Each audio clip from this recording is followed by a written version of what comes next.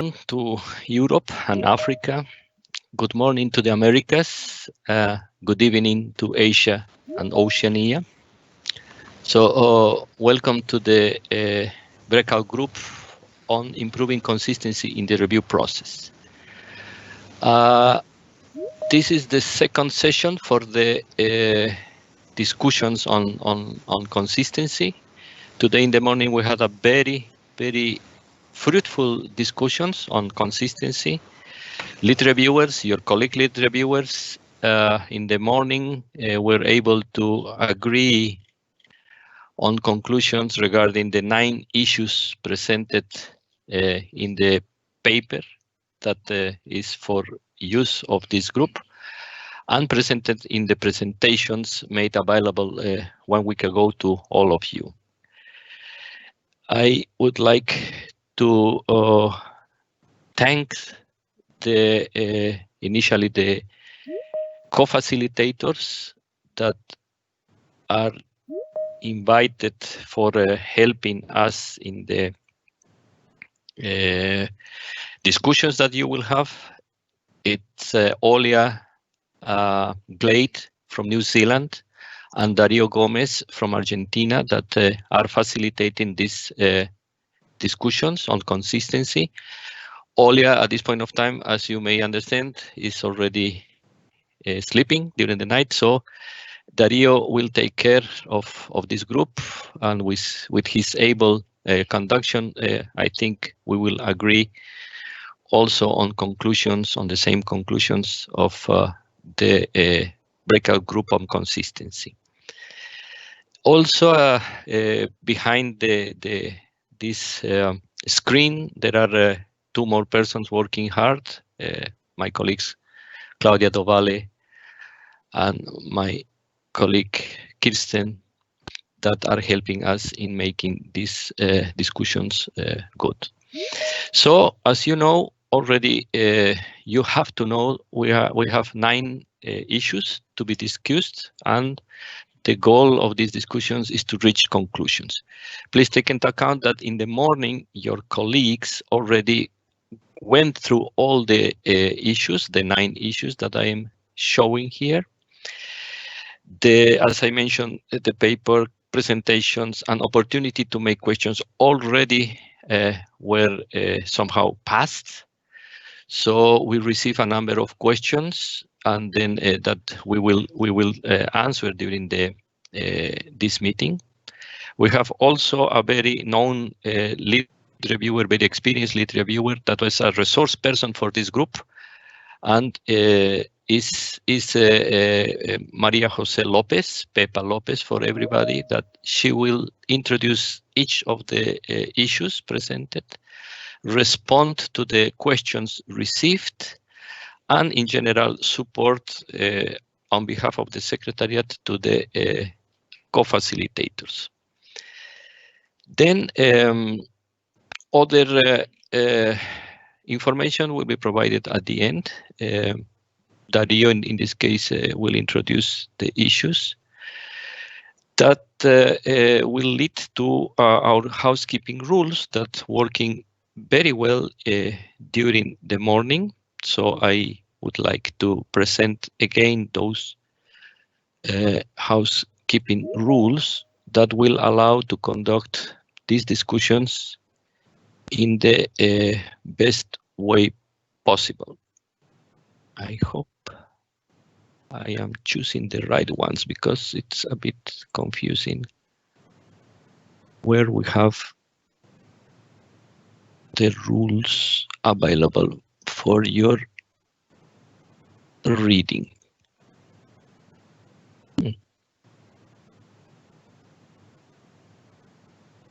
I have. They are coming.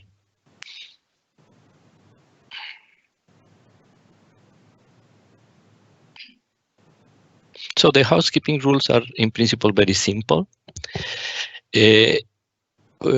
We are requesting all of you, strongly encouraging to raise hand for participating in the discussions. You have a button that is in the toolbar for raise hand when you have the need for an intervention or make questions.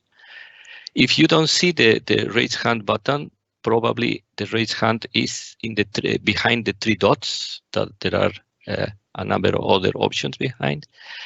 And if not there, please, you may use the web version of Teams that commonly solves these problems. So using the web version, you don't have to install any application. It's just you open the web application using the link that was sent to you. You will find the raise hand. In the case that you do not have that, please write in the chat that you want to participate, you want to raise. Please avoid use the chat for commenting, supporting, etc., etc.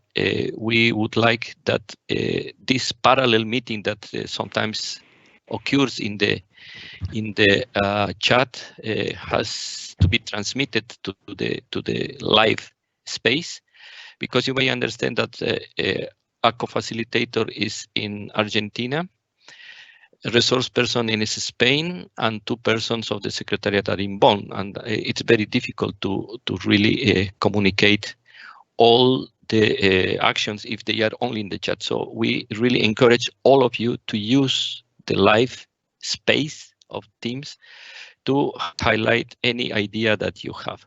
Also, please use your headset if it's possible, but ensure that your camera and your microphone are muted during the interventions of others, except, of course, when you are intervening in the live space. So I think with that, I can invite Dario to introduce already the discussions, starting with the first issue that is referred to the 2019 refinement use and review. Dario, the floor is everything for you now.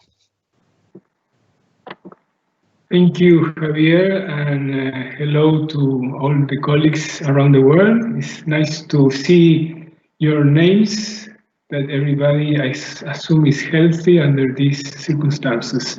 We will start with issue number 1, but before I can say something about it, I invite Pepa to provide us with the summary of the issue number 1, and then I will make a summary of what was agreed during the first meeting in the morning. So, Pepa, you have the floor. Many thanks, Dario.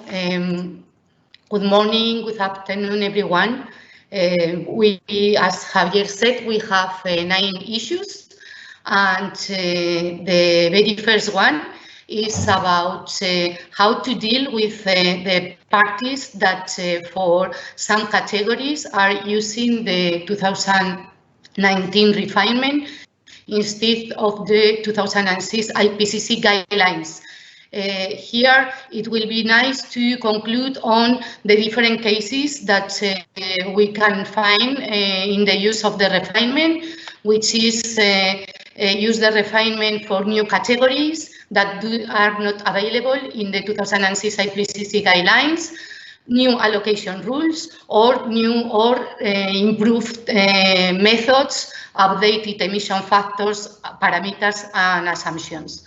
So what we did before the meeting today was to collect comments from our colleagues, lead reviewers, and we received comments on this issue from 4 people, from Sandro, Sekai, Songli, and an anonymous one. And the comments were if we have to commend the party for using the 2019 refinement, and the other comment was how to check the accuracy of the estimates, because if what the party or the ERT does is to reproduce the estimates using the default methods of the 2006 IPCC guidelines to compare them with the estimates reported by the party, There will be very probably the estimates of the party outside the uncertainty range of the 2006 IPCC guidelines, due to the fact that the refinement what did was to identify these methods and emission factors where the difference were significant. So this was the comment, and there were 2 more comments about providing examples on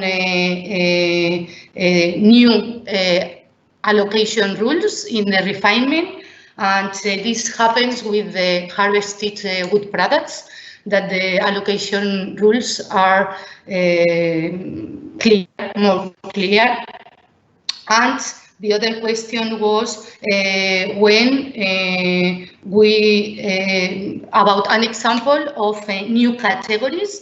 There are some in energy sector, in all sectors, in IPPU, the hydrogen production is totally new, as well as an example of justification for the party to use the refinement instead of the 2006 IPCC guidelines. The party can justify that their data concerning the activity data used in the method of the refinement is more accurate than the one proposed in the 2006 guidelines. For instance, in this example we can see in the screen, the activity data is different, and the emission factors too are breakdown by emission source in the 2006 IPCC guidelines, and there is a single one in the refinement. So the party has to justify that it better reflects the country-specific situation. So having said that, the floor is yours. Many thanks. Thank you, Pepa. May I have the slide on conclusions so I can use that to, yes, here. Well, don't get worried, because this is the one that we were most busy with this one. So you can see the original proposal and the correction that was done following the suggestions by our colleagues lead reviewers during the first meeting. If I can summarize this slide on conclusions, if you remember the 2019 refinement, it has like 2 types of methodologies: new guidance for new categories, or for a methodology that replaced completely the guidance in the 2006 IPCC guidelines, or updates or refinements of previous IPCC guidelines. So the first bullet is on new categories. Then, of course, new categories has new guidance. The second and the third bullet is about new guidance and or updates. What if a party provides, uses the 2019 refinement for methodologies that are already covered in the 2006 IPCC guidelines? And the third one is on allocations. So I think that this is mostly what I wanted to say before giving the floor to you. And if you see brackets in the second and third bullets, are because one of our colleagues suggested that we should remove the 2 bullets completely. This was the suggestion by one of our colleagues, while the others kept busy trying to reflect what they thought in the text. So now that I said everything, I hope it's understandable, and I give the floor to you, colleagues.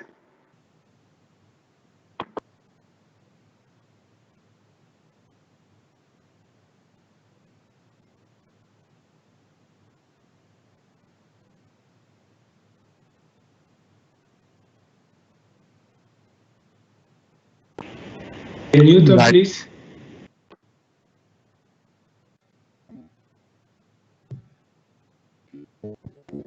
Thank you. Good morning. Are you hearing me well? Yes, yes, I hear you well. Okay, thank you. Good morning, colleagues, and it's good to me to be here, and glad to see Dario leading us. And well, it's quite difficult to intervene in a text that has already so many modifications. It's too difficult to try to understand all of them. I have some problems seeing them in my screen. Sometimes they disappear. But I had already one prepared comment that had already been raised by Sandro in the issue of using the uncertainty default values to as a criteria to judge if the estimate is bad or can be acceptable, and that Sandro is completely wrong, and so I see here that it has been deleted, and should be deleted, and that's completely right. The full uncertainty values have not been configured to be used as a criteria to accept estimate, and so it's completely wrong criteria. And I would say that this somehow permeates many issues that we are with, and I believe that for most of them, this criteria should not be applied. I had already one issue about pointing the estimate. I see that has been changed to accuracy, so to look at both to underestimation and overestimation. This I can understand the focus on underestimation because of KP, but under the convention, I think that we should look at both underestimations and overestimations. So I have no other comment, and looking at the changes, I think that I can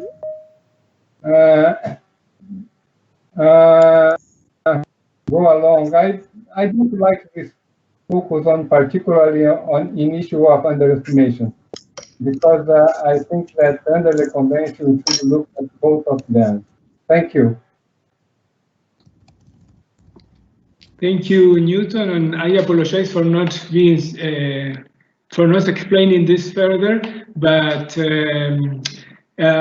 basically, I understand that all your comments are in line, luckily, with what we have discussed in the first session.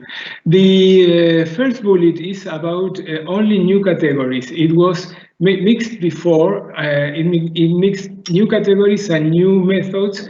And now it only refers to new categories, and basically what it says is that it's okay for a party to use the 2019 refinements for new categories. That's the spirit of that bullet. The second and the third one, those comments on uncertainty and underestimation only were already done by our colleagues, and they agree with your views. And if you see, the text was changed to reflect both. underestimations are overestimations, and it says particularly an issue of underestimation, just refer to the Kyoto Protocol, and you already pointed it out. And about your concern on uncertainties, also it was taken and it was deleted, as you noted. I hope that this is clearer now, but anyway, we can discuss it further. And I saw that Marcelo was asking for the floor, so Marcelo, you have the floor. Thanks, and hello everybody. First, let me thank everybody for the paper and also for facilitating this discussion. In principle, I'm okay with the proposals of the draft conclusions. I think in this case, less is more, so I think the revised text that has been deleted, some of a part of the original text, is moving us in the good direction.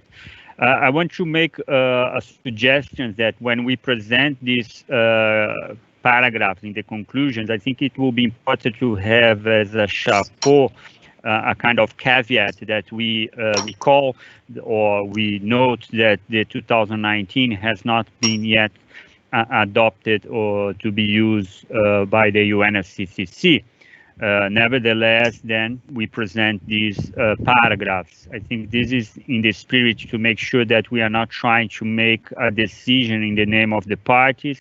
We are just noting that the Unfccc has not yet discussed and adopted this guideline, but its use can be done, and then we present these paragraphs.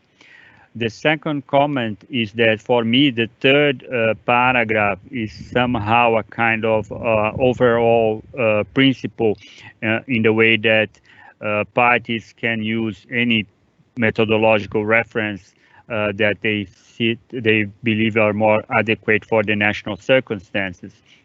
So therefore, if we can somehow change the order, I would prefer, if possible, to start with the third one, and then comes the other cases. As that you explained, they refer to different topics, but for me, the third one, I think, is a kind of important one and can set the tone for everything that will come later on. Thank you. Thank you, Marcelo. Your points are clear, and I think we can take them. Walter asked for the floor, so Walter, you have the floor. Please go. Thank you very much, Dario. Good morning, everybody. Good morning, colleagues. Well, or good afternoon, I don't know. Yes, I agree with what Marcelo says on the order of the paragraphs. But in relation to the previous comment in the second paragraph on the issue of underestimation, I know that underestimation is relevant in case of emissions, but overestimation of removals could also be an issue. So for LULUCF's sector, this may be relevant. So I think that mentioning only potential problem of underestimation is not complete. Well, I agree with the rest. Thank you very much. Thank you, Walter. And Newton, you have the floor. And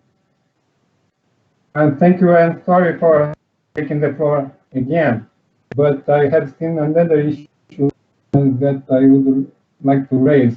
It's in the second paragraph as it is now,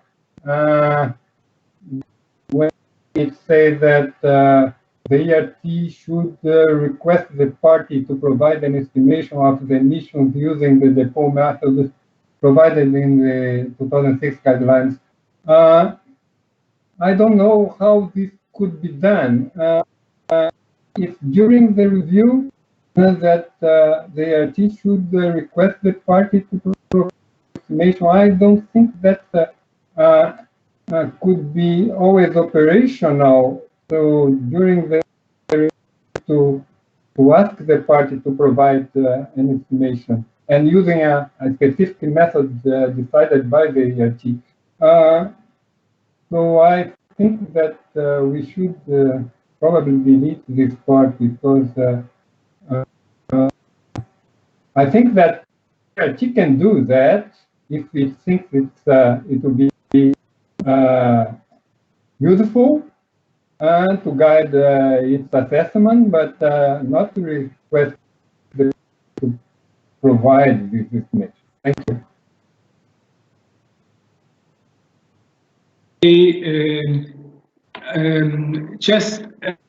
I would like to remind you that we have 20 minutes for each issue, and then we'll move to the next one. So the spirit of that second paragraph is like the ERT in any way should make a comparative assessment between the 2019 and the 2006.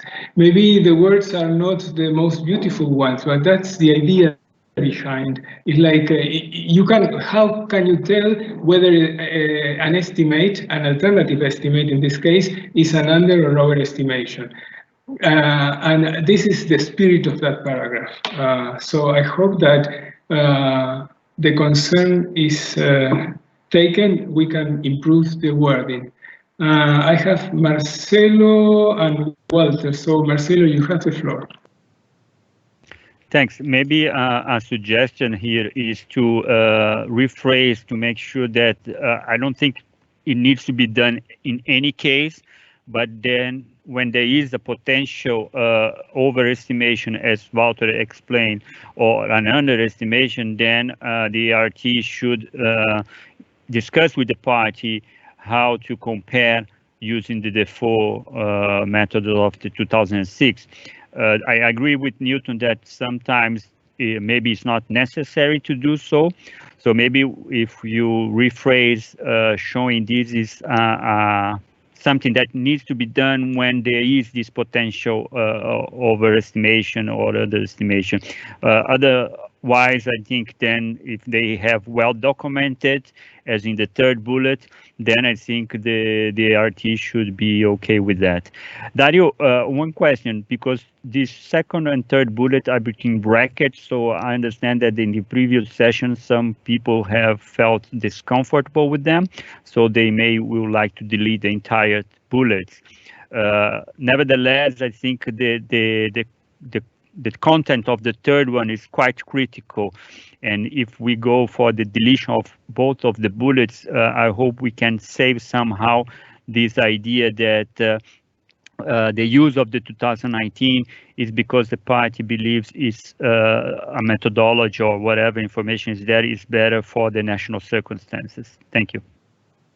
Yes, Marcelo, I agree with you. It was suggested only by one of our colleagues, and he or she, I will not reveal the gender, said that it will be, he or she would be follow the major decision, the consensus. So basically, the argument of the deletion was that everything that we are saying there is already said in the guidelines, in the reporting guidelines, because if you said that new methodologies can be used, whatever, as long as the party claims that they reflect the national circumstances, so the 2019 will follow that path.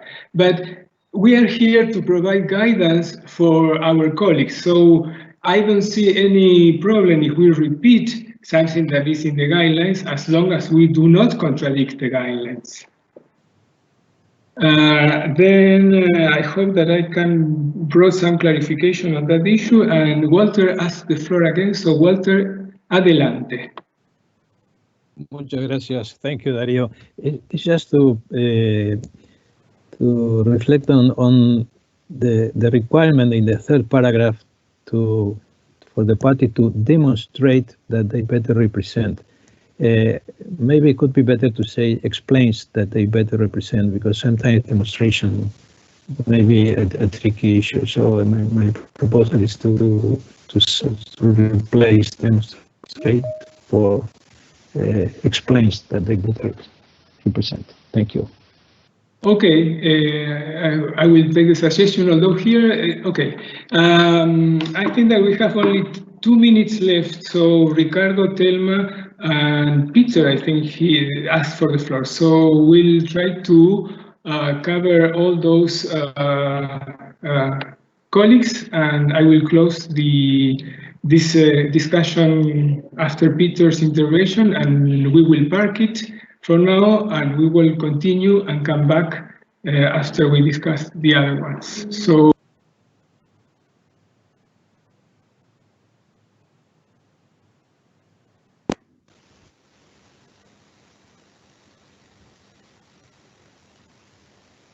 Ricardo? Oh, yeah, sorry, yes, I am here. Thank you.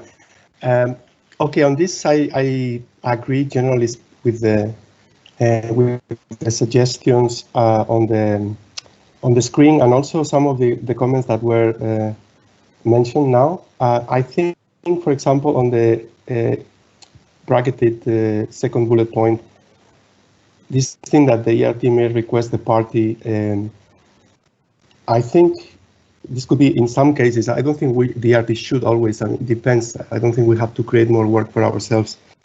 I think the point here is that it's not for the ERT to demonstrate, but for the party to demonstrate that it represents the national circumstances better than the 2006.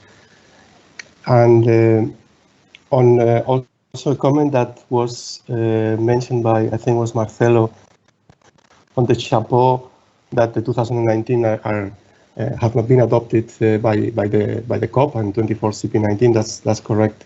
And maybe we should also say that for key categories, countries should use higher tier methods and emission factors, and not the default factors from any guidelines. It doesn't matter if it's the 2006 or the 2019 refinement, because we are putting too much emphasis on emission factors default, but we have 95% are key categories. So maybe we should also clarify this as a chapeau, that for key categories, countries should use higher tier methods.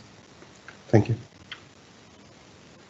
Yes, Ricardo, thank you very much. I think that although I said that we don't make a mistake if we repeat the guidelines, I don't see that it's necessary to repeat general concepts that are already common knowledge for all reviewers, but that's my opinion.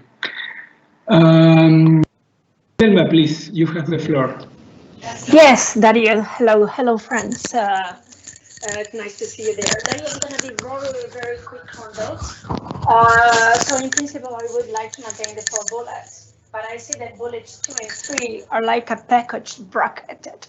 I would suggest that we bracketed bullet 2, bracketed bullet 3, so that we don't have to consider, the deletion of the block as a whole. I agree with Marcelo that bringing bullet 3 as bullet 2 is better, and I would also agree that if we have that bullet 3 is really relevant to be maintained. This is why I'm suggesting to split the brackets in these 2 bullets. So a final comment is that, the issue that Walter has mentioned on bullet 2, particular an issue of underestimation. If this bullet is maintained, so we could say underestimation of emissions or overestimation of removals, and it would fix what Walter has said.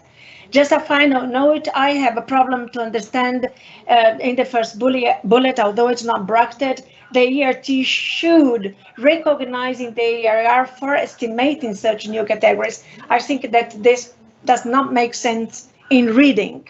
So if we could just improve the language there, I am fine with the contents. It's just understanding what is meant there. Thank you very much. Thank you, Thelma. Yes, I think that in our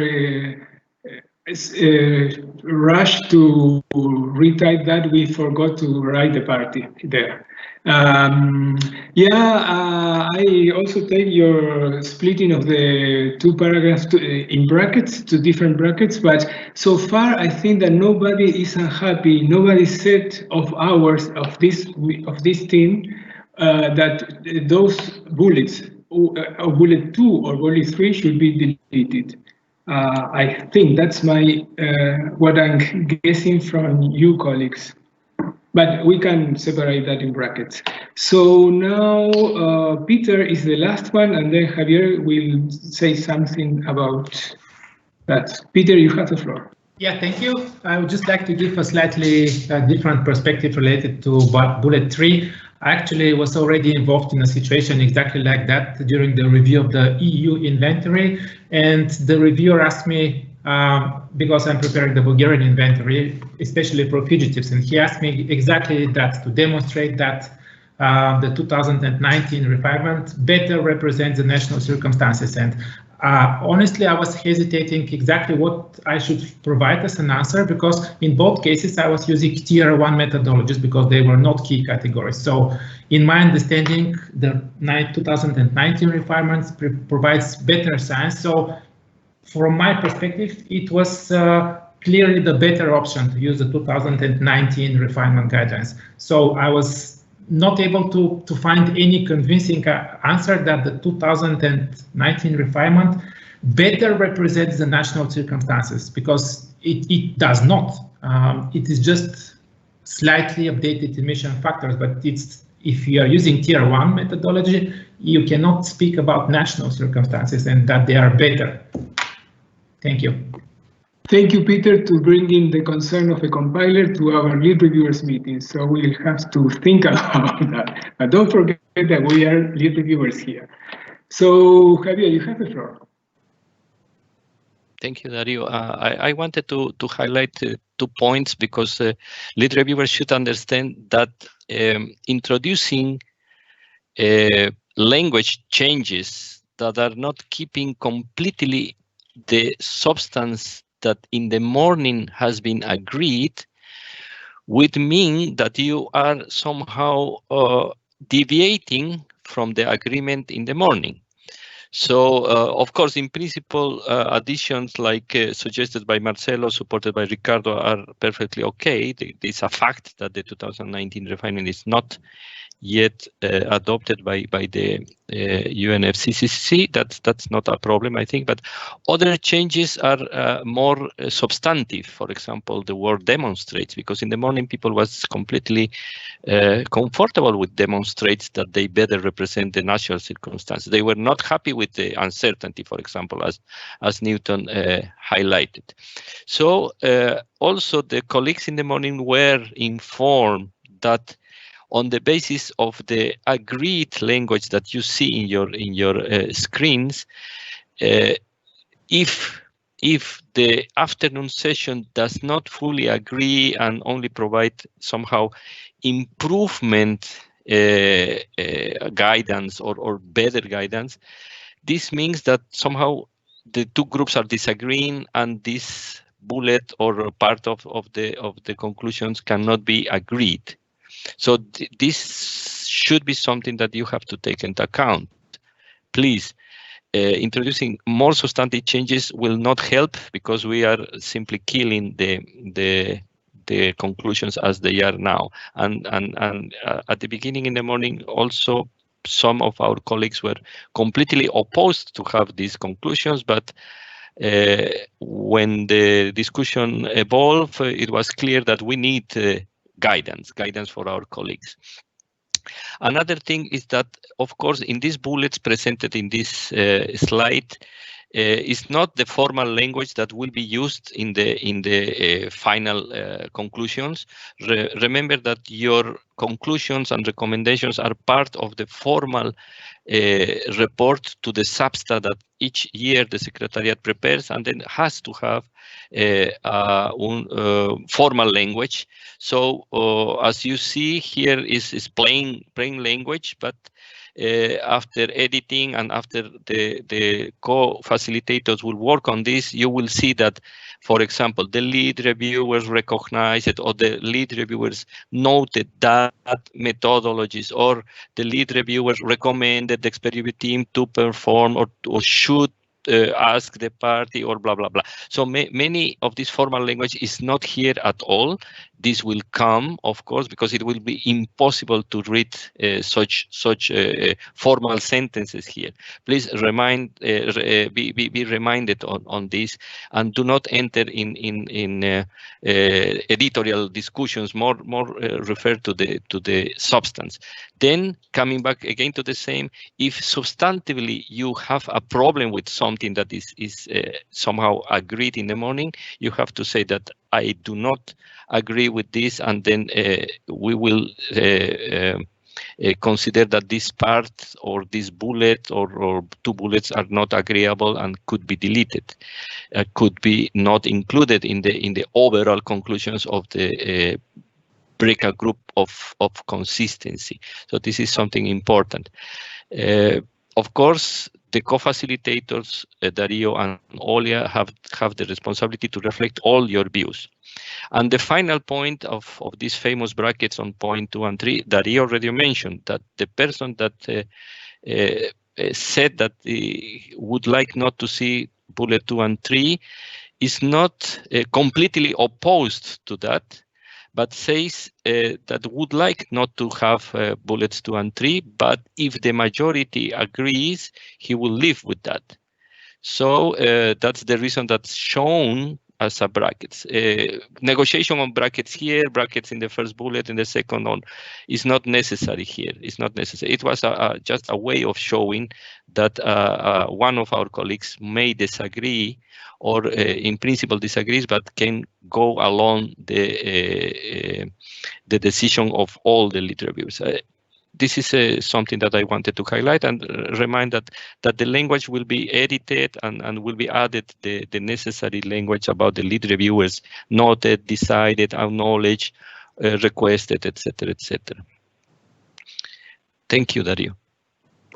Thank you, Javier. So we will move to issue 2, but before going to that, we will come back to this issue but I will just to summarize, I think what the consensus or at least the proposals that has been discussed. One by Marcelo and Ricardo to put a chapeau, a caveat on the nature of the 2019 refinement that was not approved by the COP yet, to move the third bullet to the second place, that because it gives an overall idea of that, and then to take into account removals into the second bullet also. Well, we have this issue of demonstrate and explain. But I think that if we keep in mind, and we are very effective in discussing the following issues, we will have enough time, like in the morning session, to come back and really finish with this, which proved to be the trickiest issue to discuss. So now I give the floor to Pepa so she can present the second issue. Pepa. Thank you, Dario. The second issue is similar to the first one. We were talking about very probably future guidance, and here is some parties using for specific categories previous one, the 96 IPCC guidelines or the good practice guidance. We have an example with fugitive emissions. The same example we had for the refinement in the background paper, and I am telling you that because we received only one question about this issue and is related to this specific example. The question is if we cannot recommend the ERT to use the refinement instead of the good practice guidance, because this was used by the party for this specific category for fugitive emissions from gas and oil activities. And what happens is that in the good practice guidance and in the refinement involved, the activity data is the number of wells, while in the 2006 IPCC guidelines is the production, the volume of oil or gas. So the question is, in the cases the parties using the good practice guidance for fugitives, should we recommend the party to use the refinement as the activity data is the same? For you to figure out, but the guidelines which are applicable at that moment are the 2006 IPCC guidelines. So this will be the single guidelines to recommend for the moment in our review reports. And having said that, please have the floor. Thank you. Thank you, Pepa. And if I also can have the conclusions on the screen. Okay, so as Pepa said, this is a similar discussion, but different because now we are using the old guidelines. And after some discussion, the two bullets were left almost as they were proposed, except for those read that they were suggested to remove comparable and consistent. And I see that Newton have the floor. Newton, you have the floor now. Thank you, Dario. And well, I have the same that for the first issue. I think that in the paragraph, and here is very problematic because it says that the ERT should not identify an issue when the estimate provided by the party are within the uncertainty range of the 2006 guideline. And I think this sentence should be deleted because it's the wrong use of the full uncertainty. It's not good for that. And it doesn't mean that an estimate is good or bad or can be accepted or not. It's inside the range or outside the range in both ways. So this first sentence is completely wrong in the second paragraph. Thank you. Thank you, Newton. And I see that Marcelo has the floor. Marcelo, please, you have the floor. Thank you. I would suggest that these two bullets should be revised to keep as far as possible the same language that we will hope agree for the 2019. The reason I said that, for my way of thinking, again, if the party, in the case here of the second bullet point, can explain or demonstrate, and I'm flexible with the use of both of the words, maybe explain is a more neutral one, again, is the starting point, and in this sense, 2019 or the 96 or 2000, for me, they have the same kind of importance. So if it's the party that will say to us, look, guys, for me, I still believe it's better to use these emission factors that are coming from the 96 or the 2019. So I see them in a similar way. So my proposal, Dario, is that it needs to be revised to be consistent with the language that we have discussed in 2019. And just quick on this explanation, Peter, I understand that if a party comes to me and say, in my assessment, I'm looking for to better attend my national circumstance, what I consider the most up-to-date scientific literature, and therefore I have chosen the 2019, I think it's a valid explanation on the rationality of the choosing these particular guidelines according to what they consider relevant for the national circumstance. That means to use the most up-to-date scientific literature. So I think at the end it's important to give the space to the parties to explain how they foresee the use of the 2019 or other reference like the 96 and the 2000. Thank you. Thank you, Marcelo. And I have a question for clarification to Newton. Newton, your problem is with the uncertainty or with the identify? Can you clarify? Because I got kind of lost. I think that your issue is uncertainty, but also maybe it says not identify an issue. Can you clarify, please? You have. Yeah, go ahead. Well, my concern is with all the sentence, because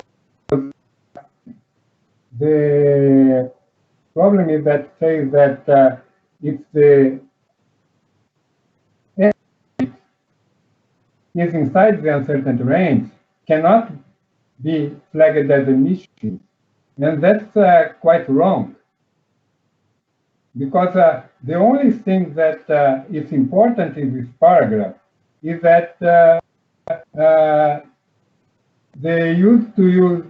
reason should be well documented and justified. And that's what is in the guidelines. Our guidelines has always been.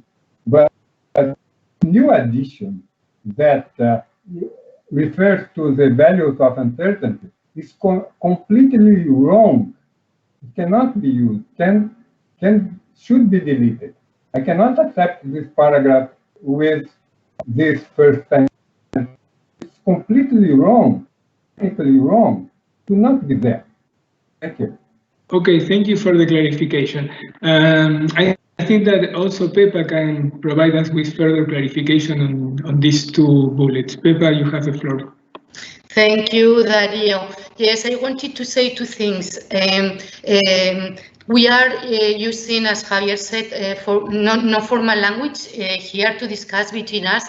In the conclusions, we will use a more formal one, but the content, the main content, comes from previous guidance most of the times. Here, for instance, this language was used in the past when the applicable guidelines were the 96 ones, and some parties were using the 2006 IPCC guidelines, which were available at that moment, but not adopted.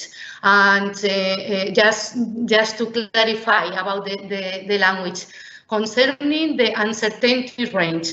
When we use new guidelines, comparing 96 to and good practice guidance with the 2006, what we do is to improve the science.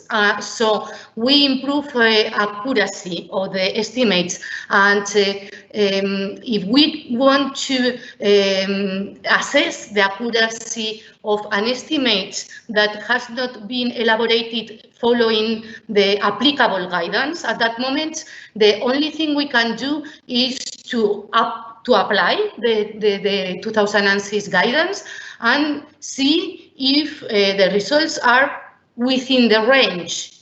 So if they are within the range, we are sure that there is no underestimation or overestimation of emissions. And this is just an exercise for the ERTs or for the party themselves to verify, to assess the accuracy, and is the only way we have. If the estimates are not within the uncertainty range, then they will not be comparable among the parties, because it is assumed that all parties are using the 2006 IPCC guidelines, so all estimates from all parties should fall inside this uncertainty range. Thank you. Thank you, Pepa. I see that Newton asked for the floor, but Ricardo asked for the floor first. So, Ricardo, you have the floor now. Thank you, Dario.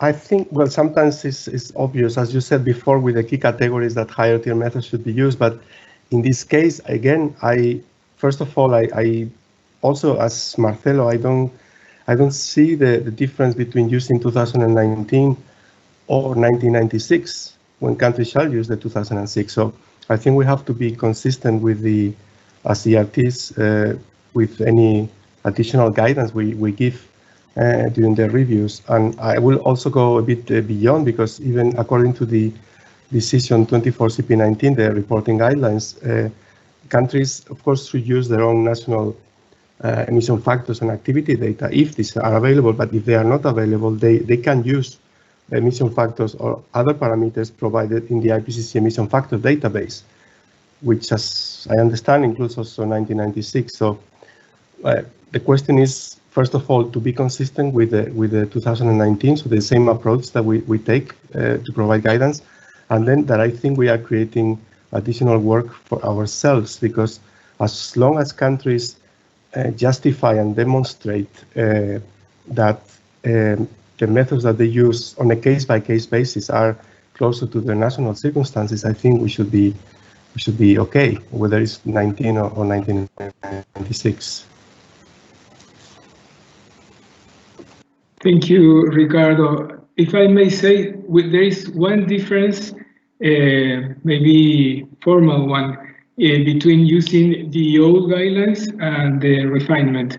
The old guidelines, the IBCC Good Practice and the 1996, have been adopted previously by the convention, while the 2019, they have not been adopted. So this is the operational framework, which is different from each guideline. Sure. By including these paragraphs here, we are not encouraging parties to, I hope that we are not encouraging parties to use the old guidelines. What our purpose is to provide guidance for ourselves, for lead reviewers and reviewers, to what to do when they face this situation, which was already faced previously in many reviews, but also in the 2019 review. So it's just to provide guidance on what to do when we face this situation. So now we can go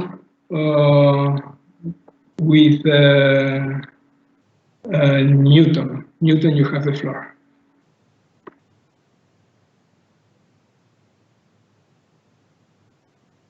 Thank you, Dario. And sorry to come back to that, and I don't want to go on lengthy technical discussion with paper. And but I completely disagree in the sense that this exercise is completely wrong, because it's wrong understanding of the meaning of the default uncertainty in the 2006 guideline and in all guidelines.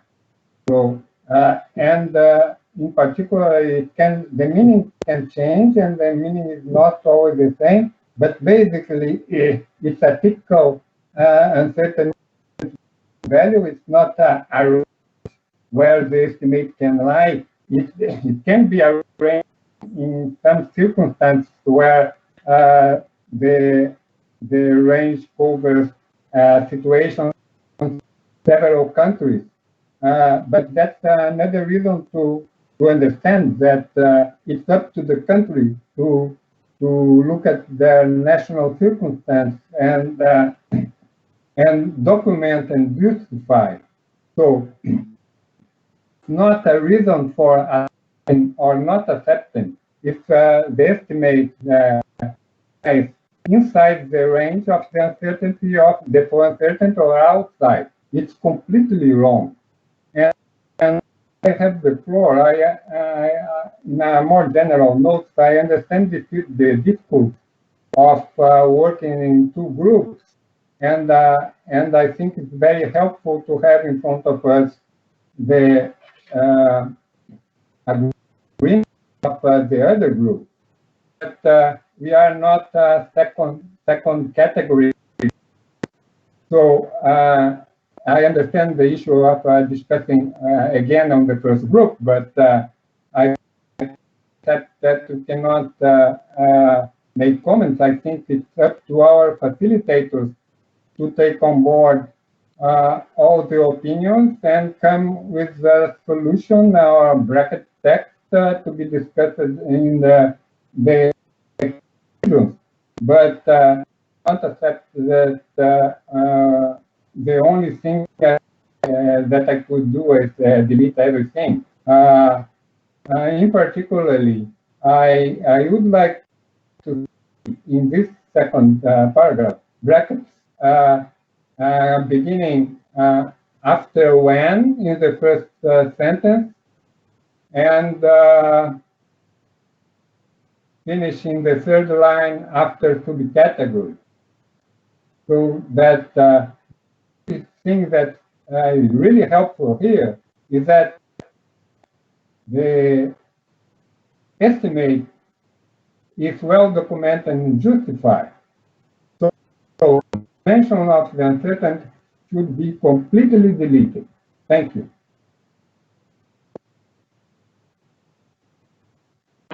Thank you, Newton.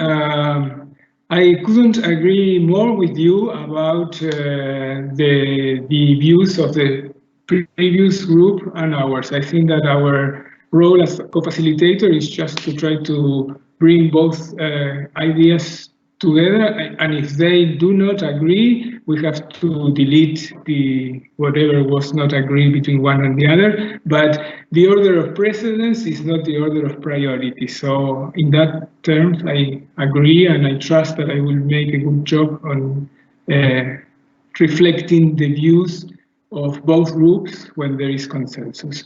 And the other thing is that I took your suggestion, and I would like to ask the colleagues.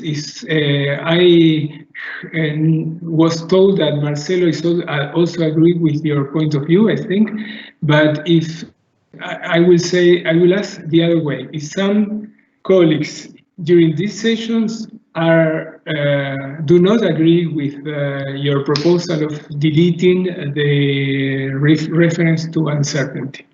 So if somebody is against or doesn't agree with Newton, please raise your hand.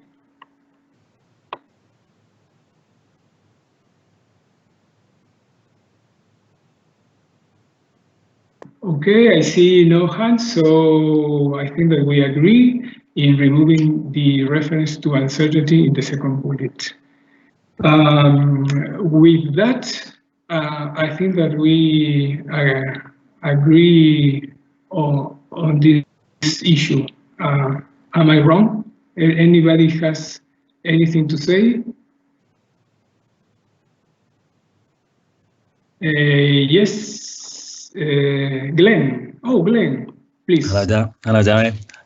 Just to say, yeah, I do agree with the comments from Ricardo and others about the second paragraph. You know, I don't see any reason why the formulation of words should be any different here to the comments for the 2019 refinement. I just wanted to check that on the first paragraph, the first paragraph seems to be this, you know, again, a reflection very similar to the commentary in the paragraphs for the 2019 refinement, and I think in that one we had it down that the party should ask the ERT should ask the party to make some estimates, and in this one we're saying the ERT should perform an estimation of emissions. So I just wonder if we need to be consistent there. Are we recommending ourselves that we ask the party to justify during the review that the use of the other guidelines is better than is a better reflection of the national circumstances than the 2006 guidelines? Or are we saying that we should do that ourselves? Are we saying the RT should perform that, or are we saying that the party should do that? Because I think we've got both. I think in the first screen we're saying ask the party to do it, and here we're saying that the review team should do the estimation of emissions. Yes, Glenn, you are right. And I think that in this paragraph, we should follow the suggestion by Marcelo to make both recommendations or both paragraphs consistent. If we say that the RT should ask the party, in the first issue, we should make this consistent with that. I think that there will be no problem in doing that. Thank you.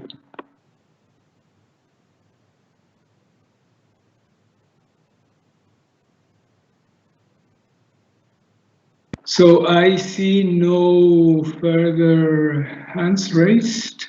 So I think that we can proceed to issue number 3. Thank you. Pepa, you have the floor. Thank you. Nice. We agreed quickly. The third issue is about how to review models, tier 3 methods, and complex country-specific approaches. In particular, when the parties are using the emission factors coming from models, how to review this, and if there should be differences in the review, in the different modalities of the in-country or centralized review. And for this issue has been very few comments that I will summarize. The first one was about not talking about because we propose as possible conclusions that the ERT does not have at all the responsibility to judge the suitability of the model, but rather the parameters, input and output data used by the models. And the comment was about not using this word because if a model is not suitable, then the results will not be accurate. And the explanation was that we were thinking about what word choose for that, because the meaning we were looking for is that an ERT has to say to the party if the model is appropriate or not, or if they should use Copert, or if they should use Marquardt, or whatever model they use, but just to assess the accuracy of the information used by the model as input and output and as assumptions. And there was another comment about the fact that the 2019 refinement provides guidance about how to review these complex approaches and models. Yes, and we have included in the conclusions which elements ERTs should check and review in the models. And this comes also from the 2006 IPCC guidelines, which also provides guidance on how to review models and the information that should be provided on these complex approaches. And the last comment is about saying that it's very difficult to assess these models and complex approaches during the review week, in particular in centralized reviews. And that's one also of the reasons that in the conclusions difference between both modalities of reviews are highlighted. And last comment was about the party providing at least the implied emission factors so that the ERT can compare them with the emission factors, implied emission factors from other parties.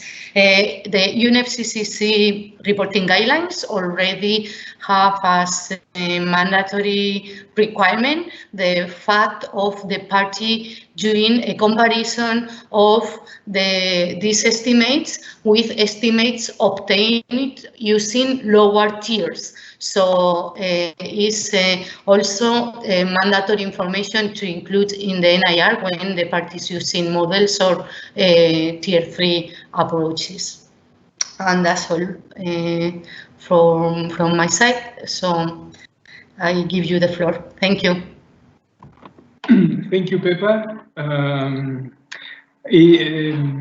These conclusions are divided in 2 slides. So in these 3 first bullets, the first one is about the framework as the review, more or less. The second one is about the scope on in-country reviews and centralized review approaches, I think. Yeah, and the third one is about the information that should be covered in the NIR and the appropriate documentation. If we can go to the next one, I summarize that and we will come back to this one.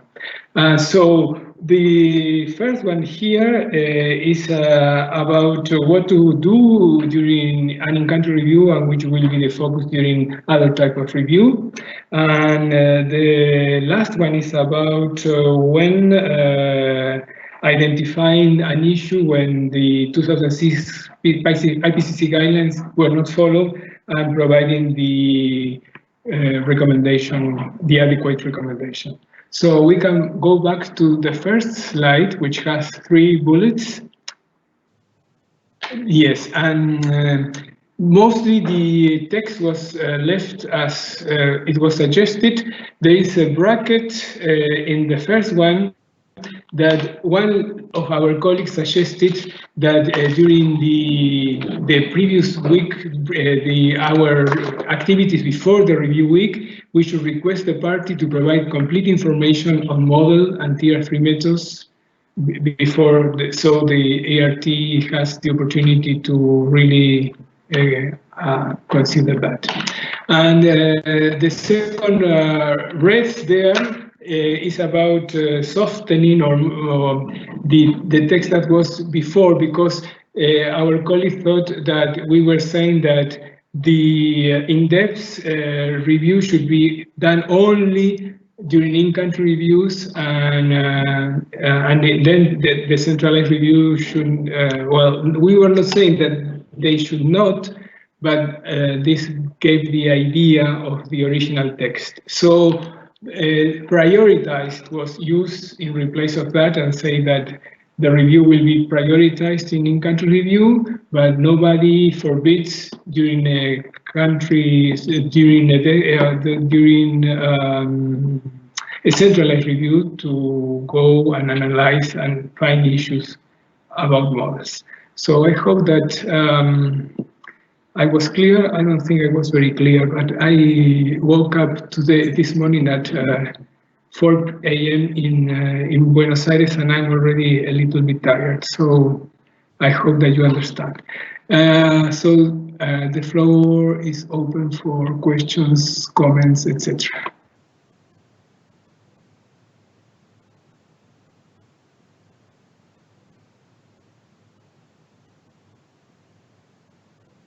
It seems as I was so confusing that nobody has anything to say.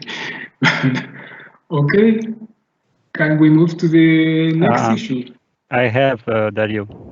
Okay, I didn't see you. I just apologize. I didn't see your, because you cannot raise your hand, right? Oh, poor Yeah, I have okay. I have to right hand in the chat. Sorry in the chat, and I was not told about that. Okay, go ahead, Marcelo. Thanks. I think you were clear enough, at least for me. One small suggestion sorry, I think, can you go back for the first set of paragraph? Yeah. Yes. So the first suggestion is please delete the word complex. I think this is relative and doesn't add value to have this word in none of the paragraphs. I believe there is also in this other 2 bullets, there is also this word complex. Then this more substantive thing is, I agree that there is a need to differentiate between the review of tier 3 models when you are under centralized and when you are in country. And in principle, I like to focus on the transparency. What I'm not 100% clear to me is when we go to the in-countries, if then, since we say that it's not a responsibility to judge about suitability, but then in the in-country, we ask ourselves to talk about if it's robust enough, is where I see maybe, at least from my point of view, some conflict.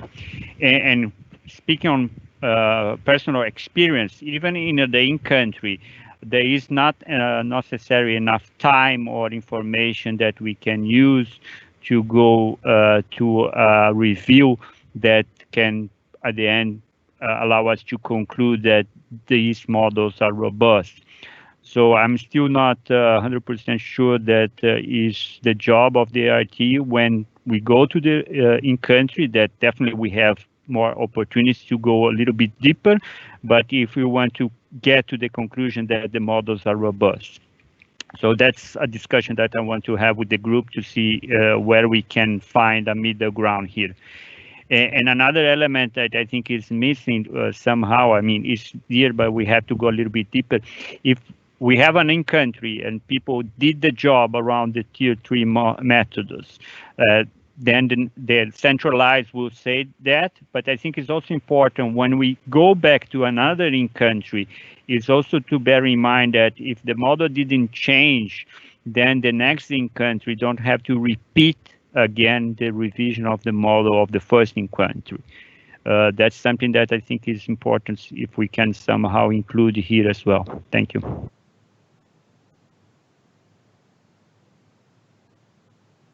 Okay, Marcelo, thank you.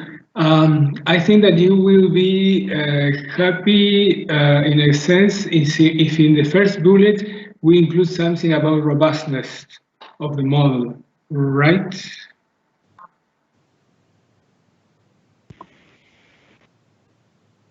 Marcelo? Yes, but then we have to revise the what we are looking as an outcome of the in-country review, because I understood that we are looking to define or to conclude that they are robust if we go for the in-country. Okay. Okay. Yeah. In the next slide. Okay. Now let me check who asked for the floor. Ricardo asked for the floor. Ricardo, you have the floor. Thank you, Dario. I just see already in the second slide, because I had a question, I couldn't see everything. There are so many conclusions on this. I'm not sure we need the 5 paragraphs on, but I don't understand the first paragraph. This thing that is not the responsibility of the ERT to judge. I mean, judge is a strong word about the suitability of a Model 3. I think we, as ERT, we have to make sure that we understand what is in there and it's consistent with the guidelines, so transparent. That is not the black box, but the judging, I'm not really sure what this means in this context.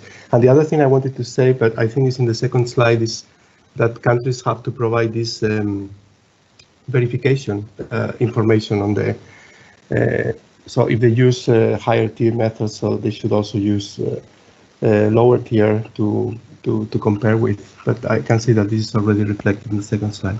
Thank you. Okay, thank you, Ricardo. I will give the floor to Pepa so she can clarify. Pepa, you have the floor. Thank you, Dario. About the repetition, we will come later. First of all, about maybe we can find some better words just to explain that the ERT will never say to the party that the model is appropriate for them, or that the party shouldn't use this model. I will give an example. For instance, to recommending to some countries out of Europe not using copper, because copper was initially developed for Europe. That was the meaning we wanted to include in here for the ERT, to avoid that the ERT make a judgment about which model the party should use. And when we propose something like that, is because there has been ERTs doing something like that.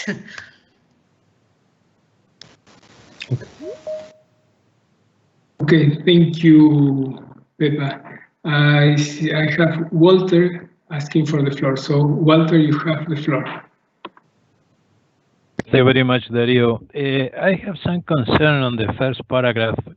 In the second sentence, it says that the ERT should review whether input and output data and parameters are reported transparently and accurately.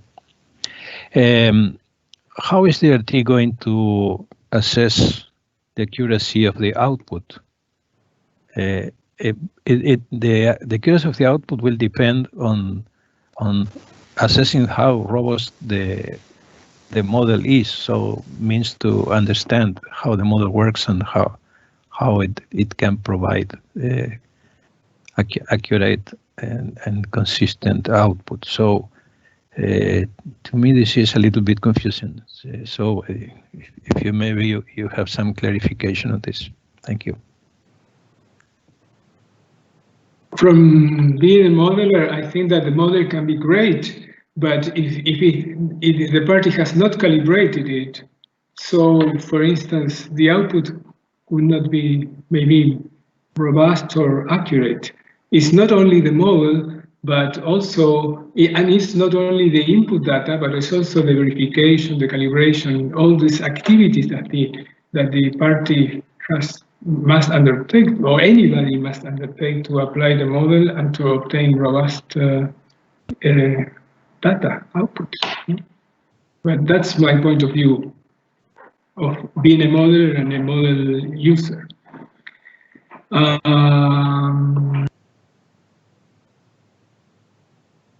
So that your concern, I think, is covered by bullet number 3, Walter. Pepa, can you add something on this? Yes, please. In fact, it's true that we have like 5 bullets for this that are a lot, but every bullet has an intention. The first one, what is important to check. The second one is the difference between centralized and in country.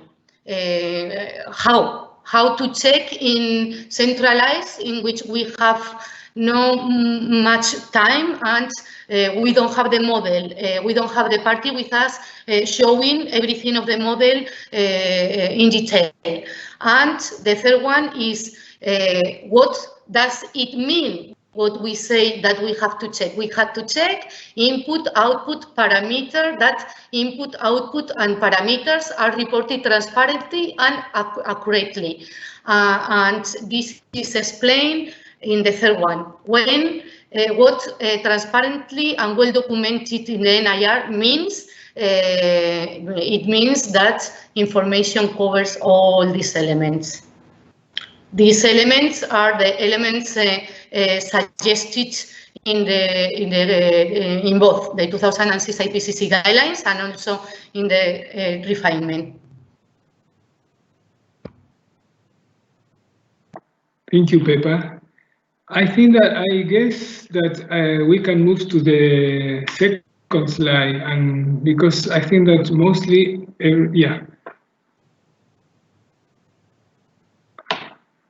which discusses the scope of the review and the findings and recommendations. Newton, you have the floor. Thank you, Dario. In the same line of my previous intervention, in paragraph, well, I can live with much of the mention to the uncertainty, but well, the last sentence should be deleted because it's wrong. And the reason is that it says that both Tier 1 and Tier 3 methods are expected to be unbiased. It's not the case. Usually Tier 1 method is unbiased, it's biased. It's almost always biased. And when applied to a specific country, it will be exactly reviewing a specific country. So usually the Tier 1 method will be biased. So there is no good in the estimate of the model be inside the uncertain range of the because as it says in the sentence before, the application of Tier 3 method will generally be aiming at increasing the accuracy of the estimate.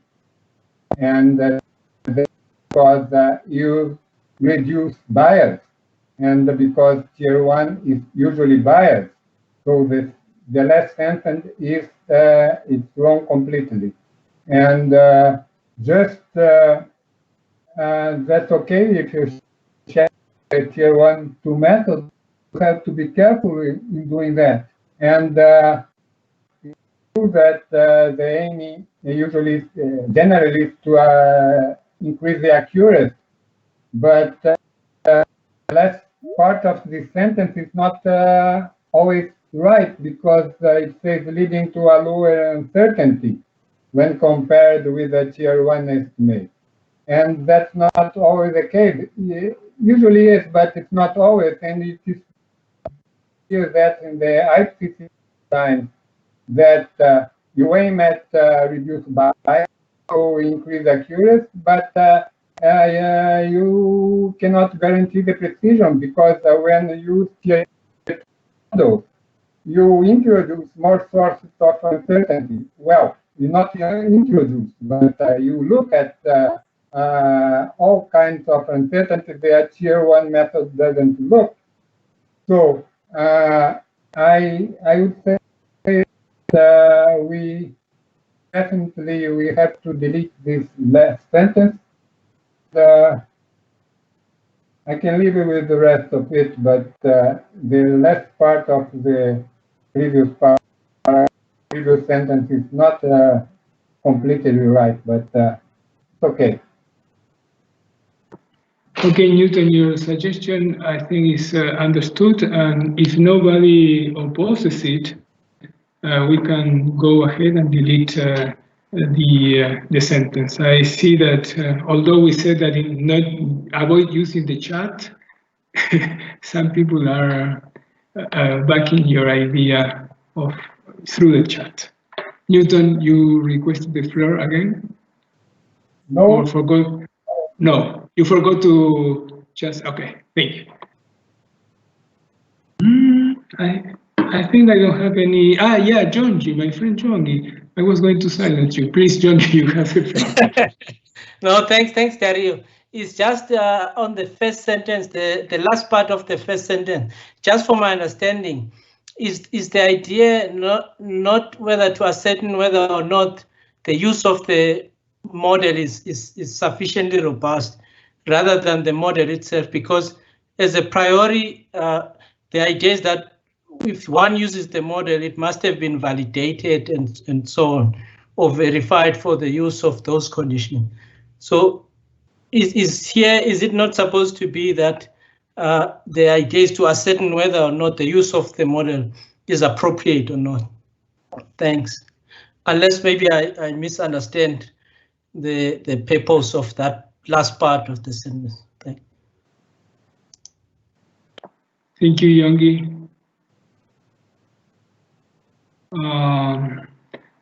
Okay, yeah, I think you're right, yeah. Okay, so let me summarize if I understood. In these two bullets, if we delete the last sentence of the first one, mostly everybody will be happy. Okay, John. Yeah. Yes, I would change the last part of the first sentence to say, in order to ascertain whether the use of the model is robust or okay. I don't know whether appropriate. Okay, yeah. The application of the model maybe, or the use. Yeah. Okay. Yeah. It's not the model, but the way it is used and applied. That's correct. Implemented, yeah. Probably. Yeah. Okay. That's correct. Yes. Yeah. Okay. We can have the idea of Jongi and Newtons, and that will be it. So let's, before going through the issue number 4, I want to check if we are happy with the first slide, because if we are happy also with the first slide, if we understand, we don't need to revisit this one. So according to what we discussed and was proposed, that I saw no objection. Can we go with this, with your inputs? Glenn raised hands, I was told. So Glenn, please, you have the floor. Hi there. Yeah, I was just going back to what Jongi raised about the robust bit, and it partly sings with this the wording that somebody else picked out about judging the suitability of a model. It's, you know, how we're defining how we judge the suitability of a model and how we're defining robust. I think the way that Jongi was heading as regards trying to make the recommendation that, well, trying to make the guidance pitch that look at whether the model is being applied in the way that it is being validated is a more useful kind of formulation than just calling it robust. We don't really have a definition of robust, do we? So I think it's better to put something more definitive on, you know, we're going to assess the way that the model's used, the parameters that are coming in and going out against the, you know, the documentation that's provided around how the model has been validated, you know, calibrated. Something around that would be, I think, more definitive than just saying whether the model is robust. We've got plenty of information there in that third bullet that we're looking at here that sort of tells you what you're trying to do. But yeah. Okay. It's more on the implementation of the model than the model itself that we are judging. Yeah, I think so. I think it's to do with, you know, is it being applied in the domain that it's being it's being described. You know, you could take a model and you know, not apply it properly. We'll probably never, even within an in-country review, not get down to the nuts and bolts of whether every assumption and every data point is validated. But you know, you can at least take a view on whether it's being used in the right way. No limitations, not outside its scope of application. Okay.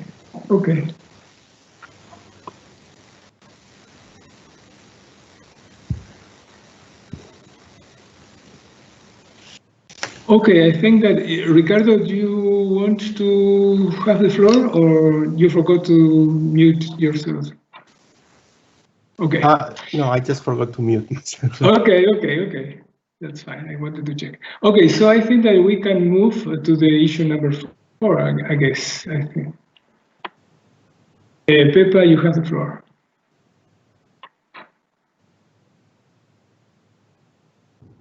Thank you, Dario. Next issue is about how to review the categories in which the party is using different allocation rules than the ones provided by the 2006 IPCC guidelines.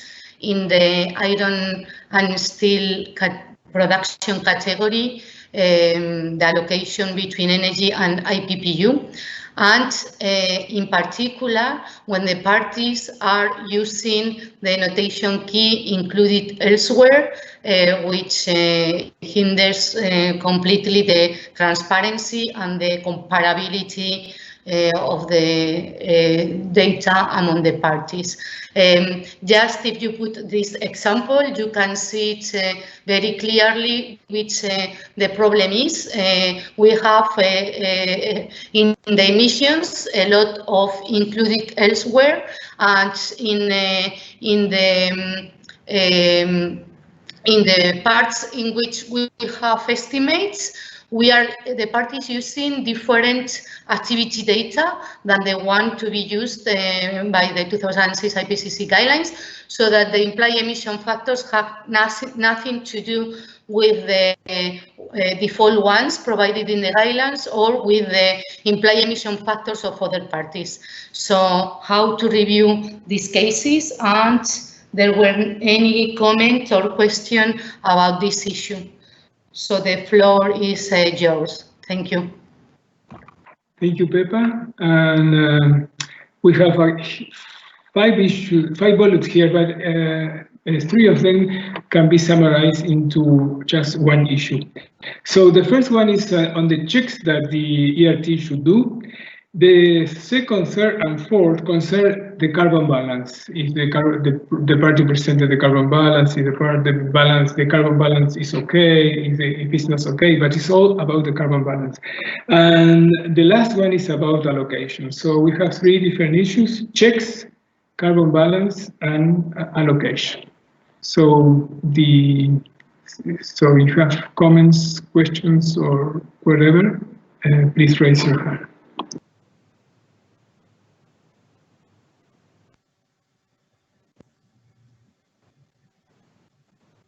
Newton, the floor is yours. Yes, and imagine what I would say. This fourth paragraph,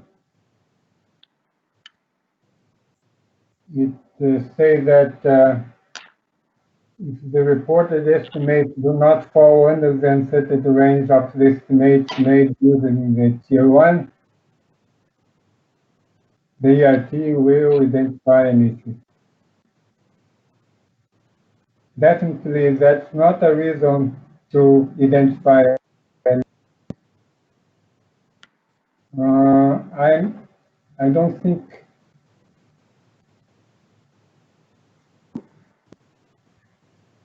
well, I don't see any other reason here to identify an issue. I think that the sentence should be corrected, but okay, so we can remove the issue with uncertainty, but here is the carbon balance is also to make sure that no omissions or double counting occur, and that's beyond uncertainty. Yes, it's beyond uncertainty. So I think that you have to be clear that it's not double counting of omission, but that has nothing to do with the uncertainty.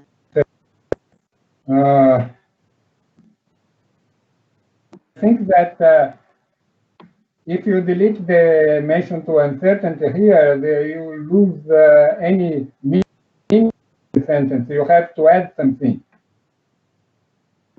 Yeah, I think that Pepper can explain or clarify something. So Pepper, you have the floor. Yes, it's the same. When we have so not transparent reporting as the example we have just seen, we can raise an issue of transparency, of course. But ERTs, we have also to assess the accuracy of the estimates without a carbon balance, without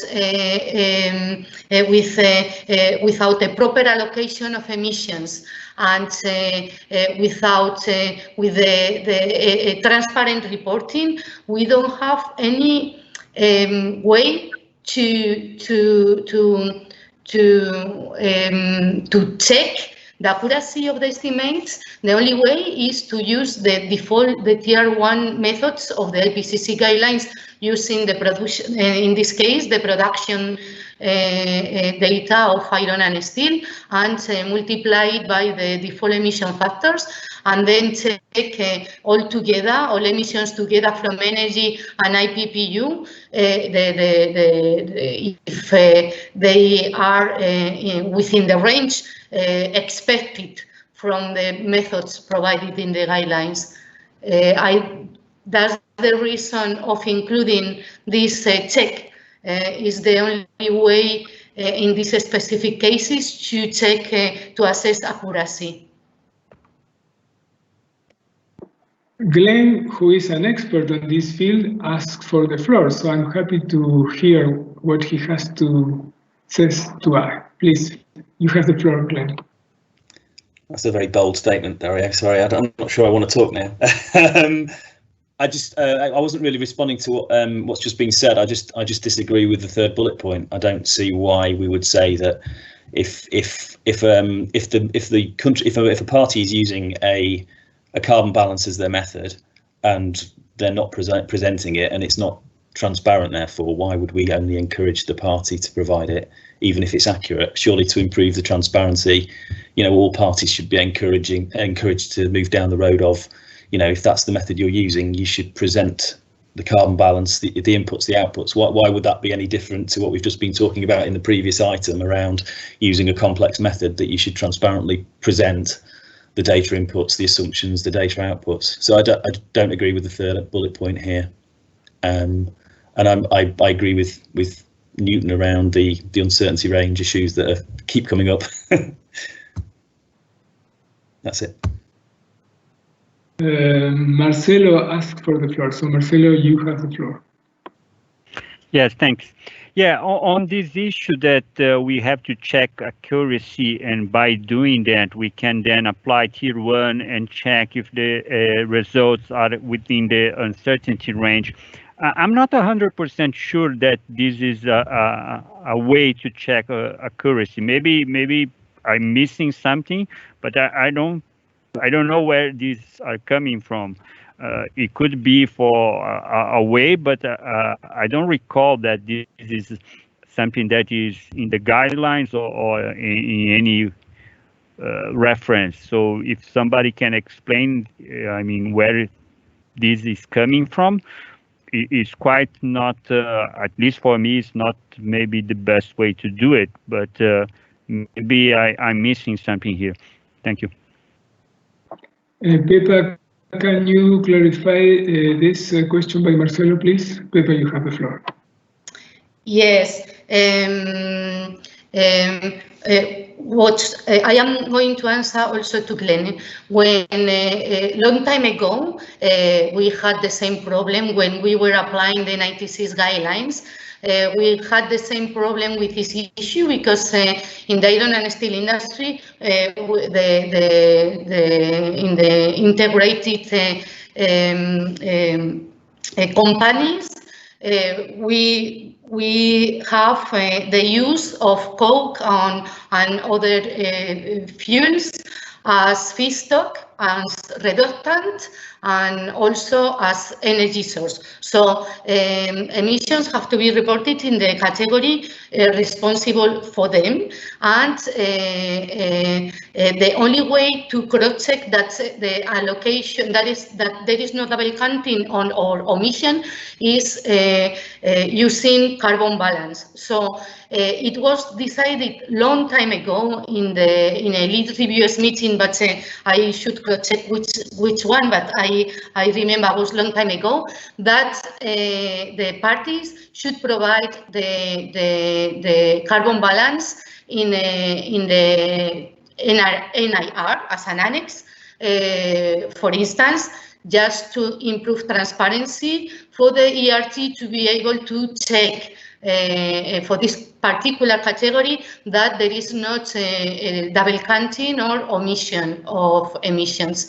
And that's the reason that we are proposing as a conclusion that in the cases that the party is not providing the carbon balance in the NIR, as it was decided long time ago in the lead reviewers meeting, if the party has not done it, the ERT will ask the party for the carbon balance, and if it is accurate, we will encourage the party to include it in the NIR from subsequent submissions, so that the ERT has not to ask for it for every review.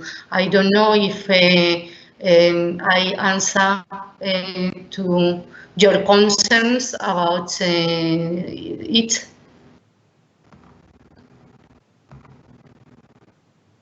Thank you, Pepa. And I have Ricardo, Jongi, and Newton. So, Ricardo, you have the floor. Thank you, Dario. On the first bullet point, I think this is probably a general issue, and maybe not just for the iron and steel, but this is more general to industrial processes. I just missed, this is complete, consistent. I assume that this is time series consistent, and then I missed transparent, because we have in the CRF tables, table 1AD, that should actually be should help the ERT with the transparency of where these emissions are. In the second bullet point, it says verifying something about what was it? Sorry. The ERT should ask the party to provide the carbon balance. I saw something about reducing agents. Anyone remembers where it is? Or maybe it's in the first bullet. It says, yeah, reductant requirements are in balance. And I don't know if we want to be accurate. We should also say feedstocks. And is it the same we are talking about? We just want to have a transparent, so the ERT should check that non-energy use of the carbon that is not emitted that is in the energy sector is somewhere else, and this should be as transparent as possible. So I think the first bullet point is maybe more general than iron and steel. Thank you.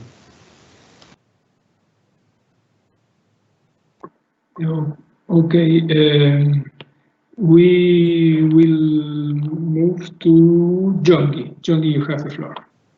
Thanks, Dario. Yes, I think my point is that whichever option that the ERT goes for, I think they'll come back to the fact that they will need the party to provide the balance. While I understand what the intention of bullet point 4 is, but I think in practice this may prove difficult to do, because unless you had, for example, combustion and process emissions, you could do this, but quite often the problem, at least with iron and steel, is that you have the three categories. You've got combustion, you've got fugitive emissions, you've got process emissions. So what happens to carbon in these three categories is different, and that affects the emission rate. So unless you have the data at that level, it will be difficult to apply a tier 1 method and then check whether overall, because at the end of the day you need to then check overall whether across sectors things balance or not. It will be difficult to achieve this. So I think that if we take the comment that Glenn made to say the party needs to provide a balance or not, then we can assess whether it's accurate or not. But I think to implement bullet 4 will be almost impossible for the ERT. That's what I would say. Yeah, thanks. Thank you, Jongi. Newton, please, you have the floor.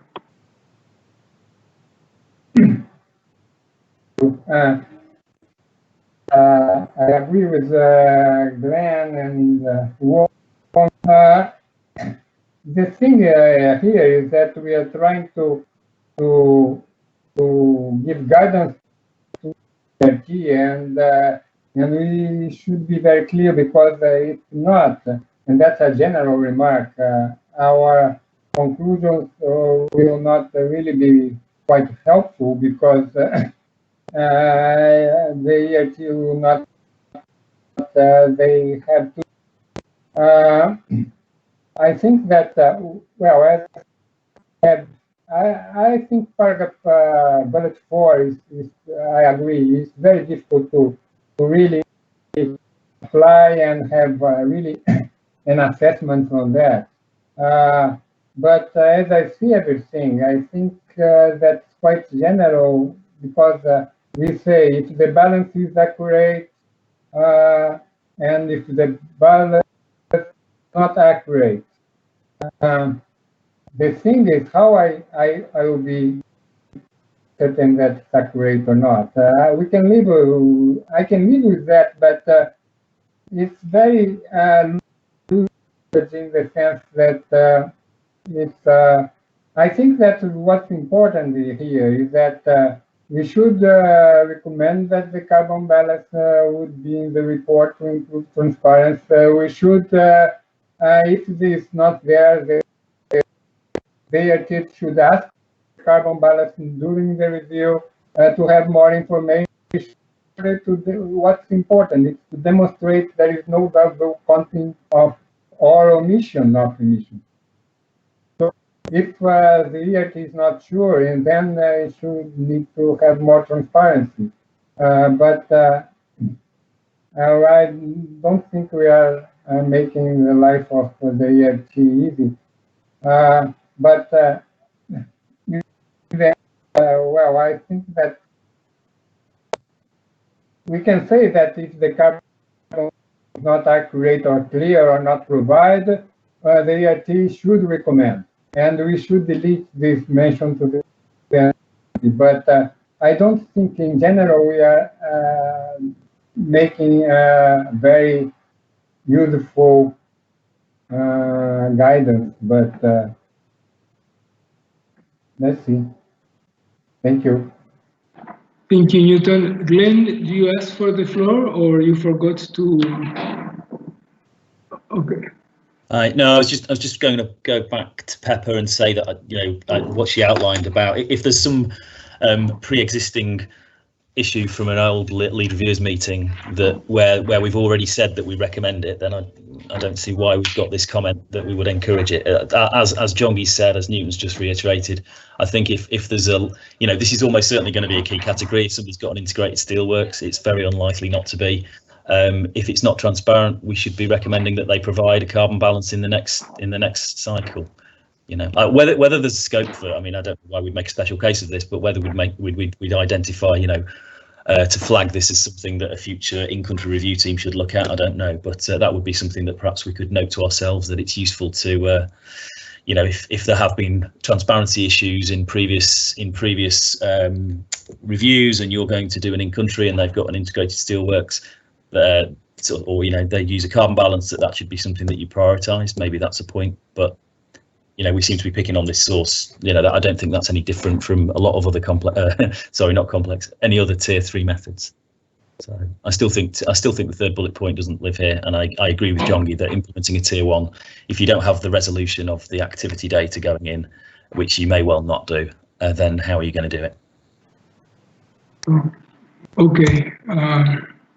I believe that you can always apply tier 1 methods. Those are the purpose. I don't know if you can use them for comparison, but you can always apply a tier 1 method. This is the purpose of a tier 1 method. I think that Marcelo has the floor, but Pepa wanted to clarify something. So Pepa, before Marcelo, you can clarify. You have the floor, Pepa. Thank you, Dario. I was going to say the same, and I'll also add something also from Ricardo's comments and from what Claudia said in the chat. We have had this situation in which there was no way to that there were estimates provided, but no way to assess the accuracy. So what we have proposed as possible solutions to provide guidance to the ERT on what to do, what to check and what to do comes from the 2006 guidelines and from our previous experience. I think that Jongi and Glenn are now just too much focusing on the tier 3 methods in the reviews. This is not the case for all parties, and tier 1 can be used without any problem in this specific category, because we only need to know the production, and we even don't need to know the production from the party, because in international statistics this data we can find it. But what I wanted to say is that what we are proposing is a general check that is suggested by the 2006 guidelines. Let's see how party is dealing with the general problem. We are talking about iron and steel sector, but it's mainly here when we have the major problem with reductant and energy use of fuels. So let's start by having a look to the energy balance and see how the party is reporting non-energy use and energy use. Then let's go a little bit more in detail with this category, asking the party the carbon balance, or having a look at it if it was provided in the NIR. Then, if the party didn't provide the energy balance, then we will encourage the party to do it for next submissions if it is accurate. And then, if the party didn't provide the energy balance during the review, or it provided but is not accurate, let's do the check if possible. Let's cross-check using a tier 1 and see if the estimates provided by the party are very far away or not. And then, as last conclusion is, let's check what information is provided by the party concerning the use of the notation key included elsewhere. And if it is still not transparent, then let's provide a recommendation. It goes in this sense, from more general check to the more specific one, and from the most useful tools, like a carbon balance, to the tier 1 method to cross-check. Thank you, Pepa. When I read this issue, I asked, why are we dealing with all these recommendations? Isn't this common knowledge for all reviewers? And I was told that some reviewers of the IPPU particularly asked for this issue because it seems that it was not so clear among ERTs. So I think that we can follow Ricardo's and Newton's suggestions and try to better reflect what has been said in these bullets. I think that Marcelo asked for the floor and Newton is asking for the floor, but Marcelo, you have the floor. Yeah, thank you, Dario. I understand now that the original problem here was a transparency problem, and therefore there was in the past an approach that is specific for this category of using tier 1 to check the accuracy through the range of the uncertainties. Okay, my concern here is that, again, I'm not 100% sure that this is the approach that is, my concern is that we will create an approach that in the future people may think, oh, we can use similar approach to check accuracy in whatever emission source category or removal. And again, I'm not 100% sure that is the case. So I can go along with the group to revise all of this, focusing again on the issue of transparency.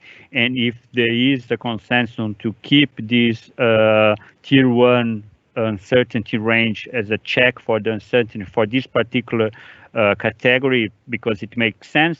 I'm not an expert of the sector, so I cannot make an opinion on that.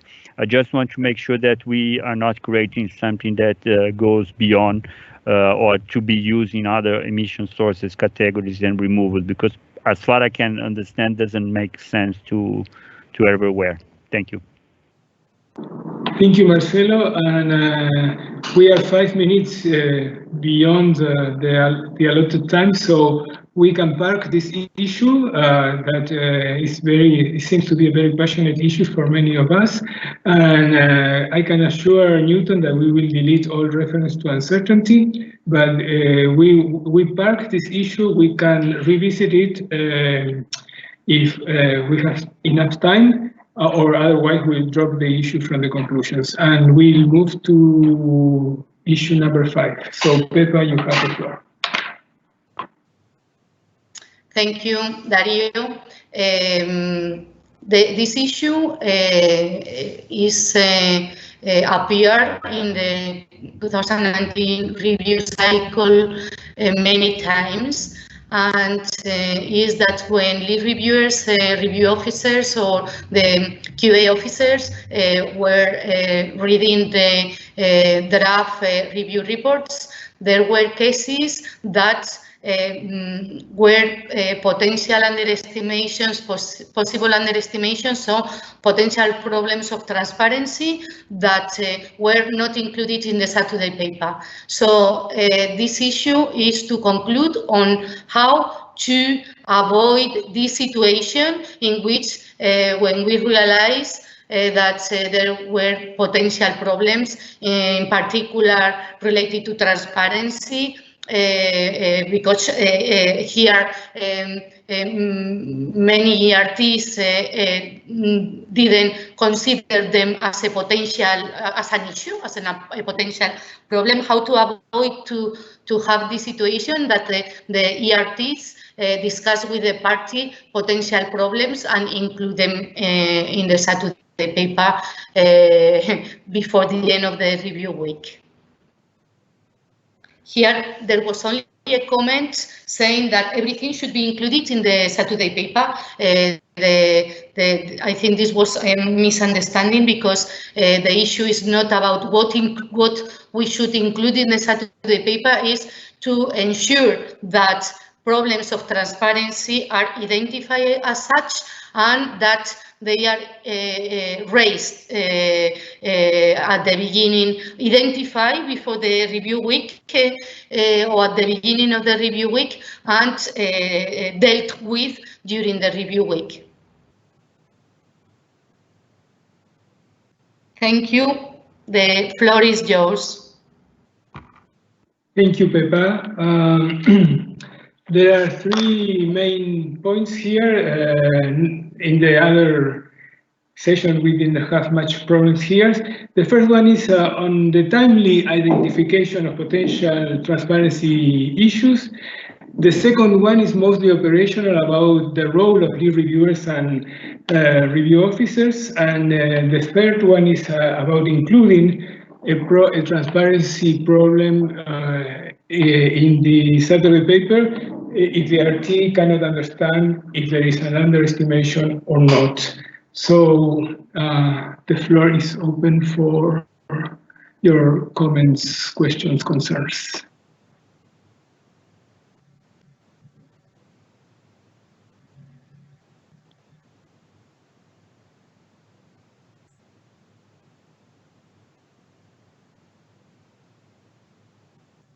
So if there is no comments or questions, we can move forward. Ricardo, you have the floor. I'm just asking for a minute to read the slide. Is that okay? Well, it's not so okay, because it was available for some time. So oh, sorry, these slides were available before the meeting. Yeah, it's the same it's the same order of the background paper, but you can read it. But if somebody else have something to say, I can give the floor to some colleague and come back to you. Nobody has anything to say? Yes, all this is a summary of the background paper. It's a graphical presentation of the background paper. There's so no blue, different word. Dario, what is the blue font? In the background paper? And no, in this slide, is there a difference between the black and the blue? It's just graphical. It's just to make. But okay, no, these are the original ones. These were not. These were not corrected from the previous session. Okay. The corrections were in red. So this slide has no correction from our colleagues. Okay. It's the same thing that is in the background paper. Okay, so I have one comment already. I agree with the first paragraph, and the second I think should be consistent with the first. I think presentations at the beginning of the review week, clarifying what type of issues should be included in the review report and the Saturday paper comes late. I mean, I think it's okay to have it. I think it's important to have it, but this presentation should also be before, if we are serious about the first paragraph. So I would say that the presentations from the lead reviewers should also happen at least 2 weeks before the review, because according to the review guidance, parties should get these questions 2 weeks before. So I would say that the second paragraph is a bit late already to get clarification of what type of issues. But I guess the ERT should know about this. But if it comes earlier, I think it would be even better. Thank you. Okay.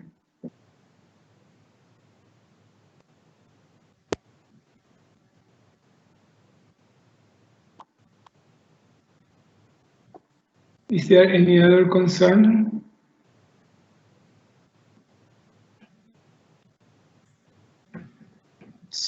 Walter, you have the floor. Thank you, Dario. On the third paragraph, I see again that the focus is always on underestimation. So if this is general approach to Saturday paper and potential problems,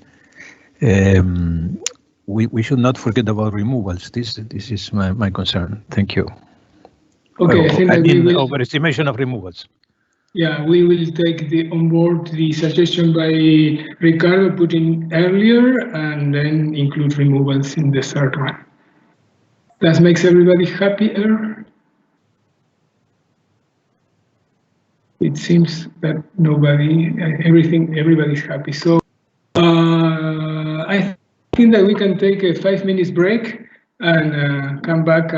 It's 11:05 in Buenos Aires, so we can come back at 11:10 in Buenos Aires and whatever your time is there. 5 minutes break. So 5 minutes, yes. Yeah, it's a 5 minute break.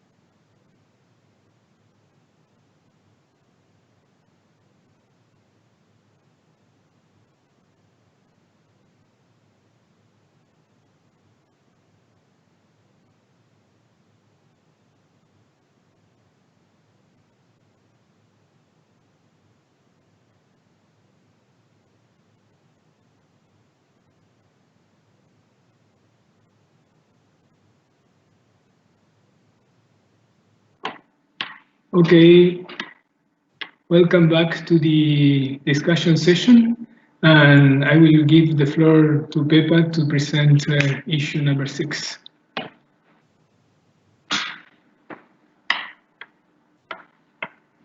Pepa, you have the floor. Thank you. Can you hear me? Yes, perfectly.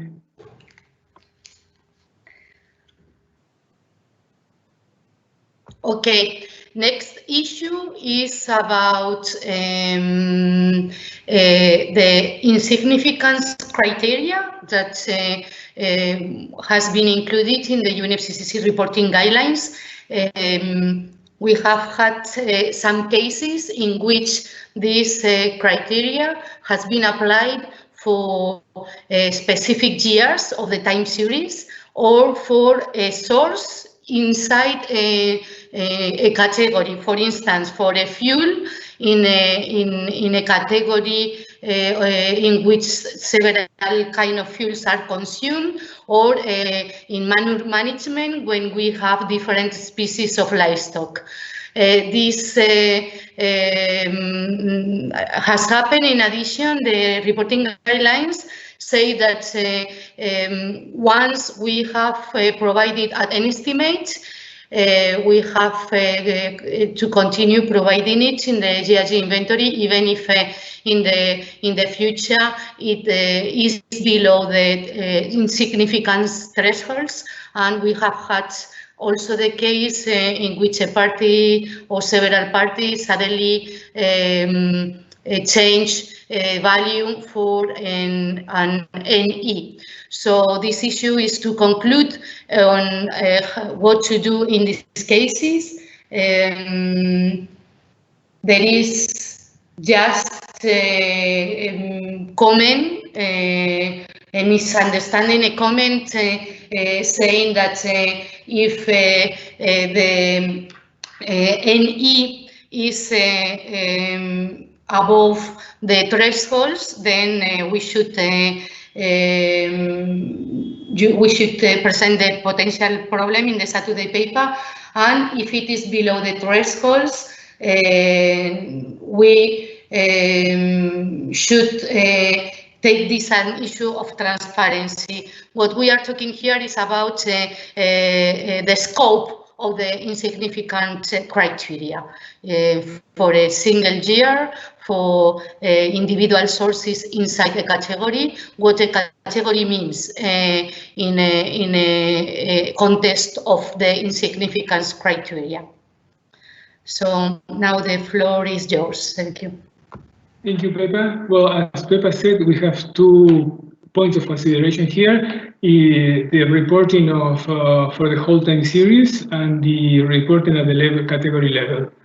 So just to clarify to Ricardo and other colleagues, these are the text which was in the background document, only with just this highlighting important points, but it's the same text, and it was not modified during the previous session. This is for your information. So the floor is open for comments, questions, and whatever reaction.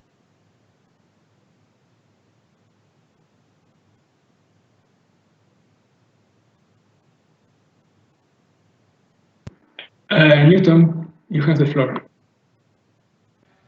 Thank you. Just a small point. What's the meaning of that expression and key response? And I see then in the 2 paragraphs that I really don't understand the meaning of, and it corresponds to what? Thank you. I could not hear you very well, Newton, but you were saying about the meaning of. I did not catch what you said. So, yeah, and okay. It corresponds. It's in the 2 paragraphs, 2 bullets, and I usually I say it corresponds to something, but what's the meaning here?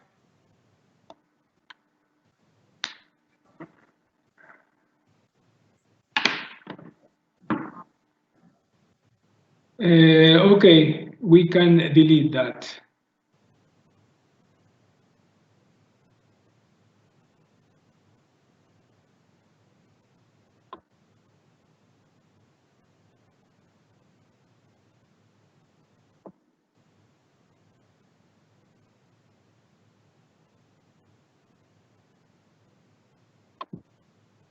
Delete if it corresponds, I mean.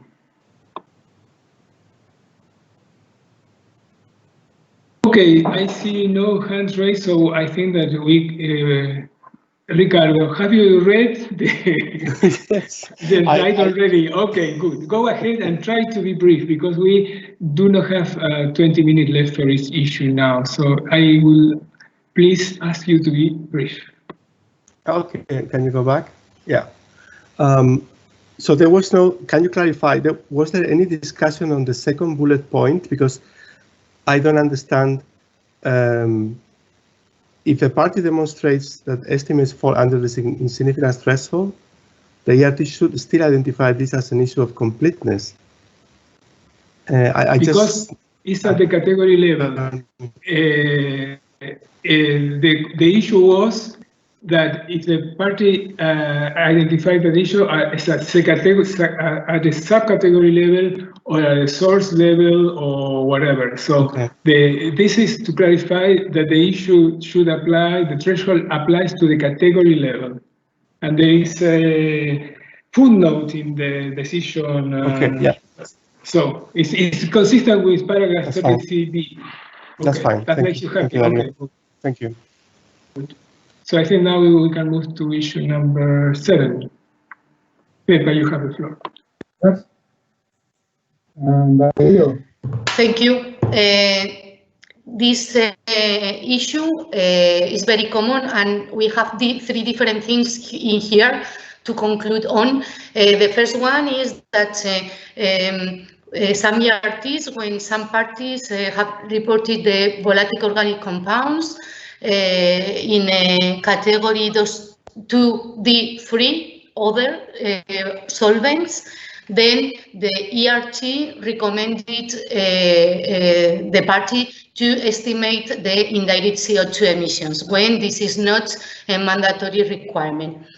Another issue inside this one is that some ERTs use the air pollutant inventories to cross-check the data on volatile organic compounds, and when there were discrepancies, the ERT recommended to ensure the consistency between both inventories, between the data reported in GHG inventory and the air pollutants inventory. And the third one, also very common, is when parties decide to report about indirect CO2 emissions, there is a mandatory requirement of reporting then the totals with and without the indirect CO2 emissions. What happens is that when parties are reporting these indirect CO2 emissions in the sectoral tables, in the 2D3, for instance, then it is impossible to separate the totals with and without CO2 emissions. The party, the correct way to do it is that the party report indirect CO2 emissions in table 6 and summary table 2, so that the estimation of the totals is done automatically with and without. And then we have to conclude what to recommend, what to encourage, what to do in these cases.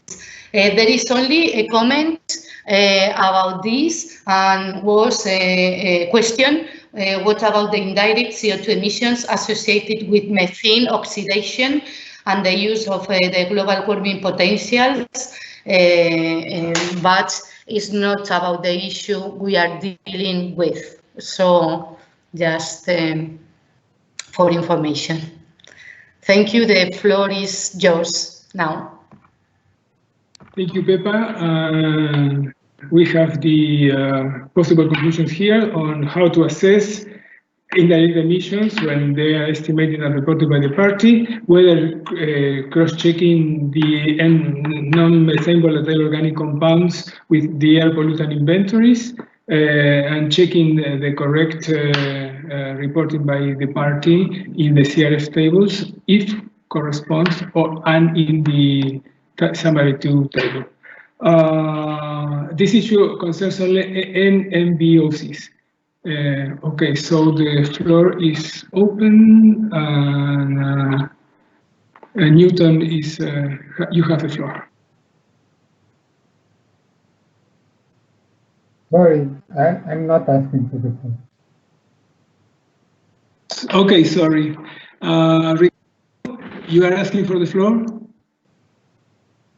No. Yes, okay. yes, sir. Okay.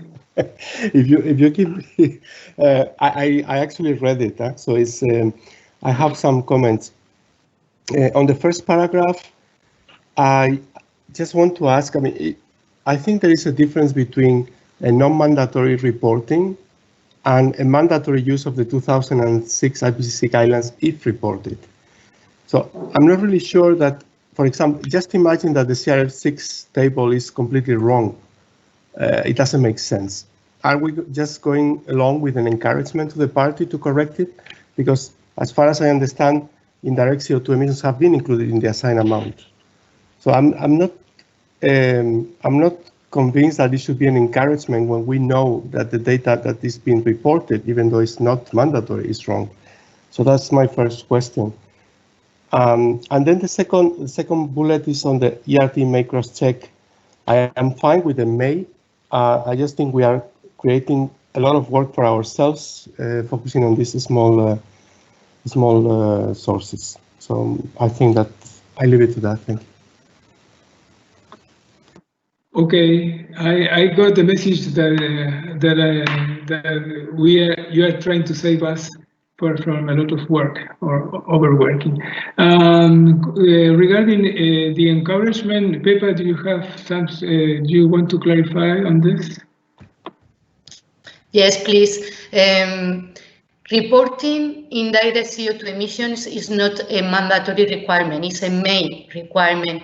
So we cannot encourage the party to report on the CO2 emissions. We cannot recommend the party neither to make the inventories, pollutants and GHG inventories match. We can just encourage the party to correct the estimates if the discrepancies show that there are mistakes in the GHG inventory. But what its mandatory requirement is, once a party has chosen to report indirect CO2 emissions, the party has to do it forever. We cannot report indirect 1 year and stop reporting indirect next years. So only in these cases we will provide the recommendation if the indirect disappear.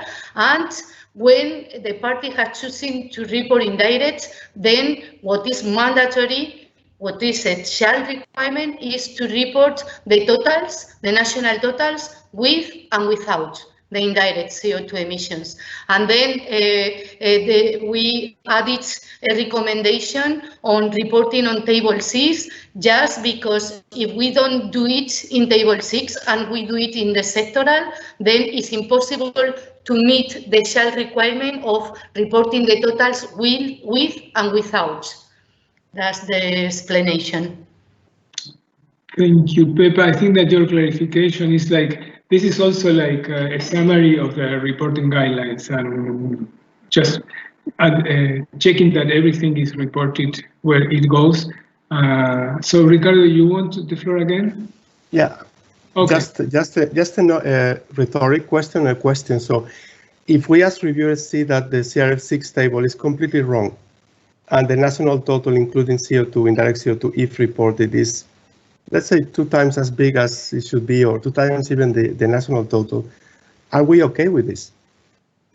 Because at the end of the day, when it comes to the commitment period, then we have to check, and these emissions have been included in the assigned amount. So that's what I'm saying, that encouraging is very soft. encouraging is okay, because I understand that this is not mandatory, but if someone reports it voluntarily, I think the guidelines should apply. But okay, that's just my opinion. Thanks.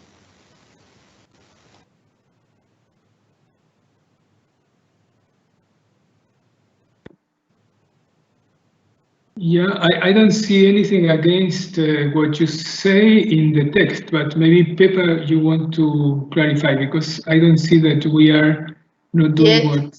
Yes, I understand the point of Ricardo, because, but it's a totally different issue, the assigning amounts, than the GHG reporting. So we cannot recommend that if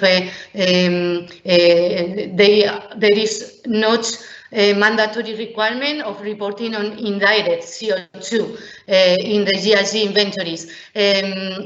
Please just quickly show the third, for example, the right example is just to show an example of a party that have the indirect CO2 included in the assigned amount, but is doing the reporting well. Just explaining, being transparent in the NIR about non-including in the sectoral tables the indirect CO2, even if it is the totals with the indirect are the ones considered for the assigning amounts.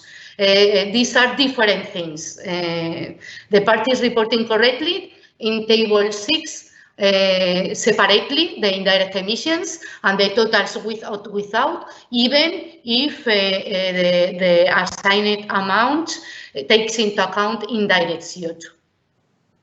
Okay, I think that Ricardo is raising a different issue from the one that we tackled here. And I think that this issue raised by Ricardo can be included in the consistency block of the lead reviewers number 18. But I think what everything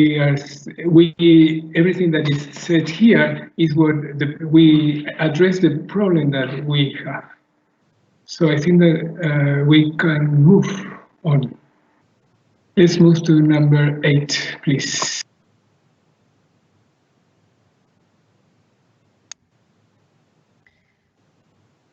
The issue 8 about consistency is that many ERTs are including in the review reports a recommendation on reporting on progress of implementing and recommendation. The Unfccc reporting guidelines have as a shall requirement that the parties shall provide information in the NIR on changes related to the review process. So some ERTs are including this as a recommendation, and some ERTs didn't include this as a recommendation at the request of the party. And there is any comment or question about this? So the floor is yours. Thank you. Thank you, Pepa. And we have the possible conclusions here. I think that they are rather straightforward. I don't need much clarification from my side. And again, they are the ones that were written in the background paper. So the floor is open for Ricardo. Please, you have the floor. I think this is very straightforward, as you say, Dario. Just the first paragraph, when it says, when possible, I don't understand why we need to have that, because the ERT should consider always, as far as I understand. Another matter is whether the party provides the information, but this is, something else. Thank you. Okay. We can take that into account.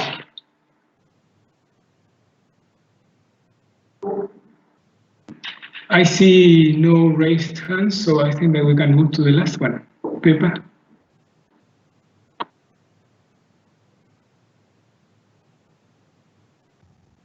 Yes, thank you. Maybe here we can just show the example to understand better what I am talking about. This is a sectoral issue on LULUCF and agriculture sector, and is when carbon loss occurs as a result of land use management change. In LULUCF, there should be N2O emissions in the agriculture sector under the category mineralization immobilization, but some parties are using notation keys other than NE, NO, not occurring, NA, not applicable, while there should be a value or an NE not estimated, but with the justification that the emissions are under the insignificance threshold. You have here the example of bad reporting.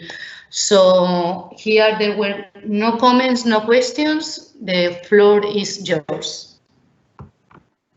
Thank you, and we can move. Yeah, neither Pepa nor me, as you already know us, are LULUCF experts. So I think, and I made an effort to understand this, and I understood, and I think that they are pretty straightforward. But all experts, but particularly LULUCF experts, may have something to add here. So please raise your hand if that is the case.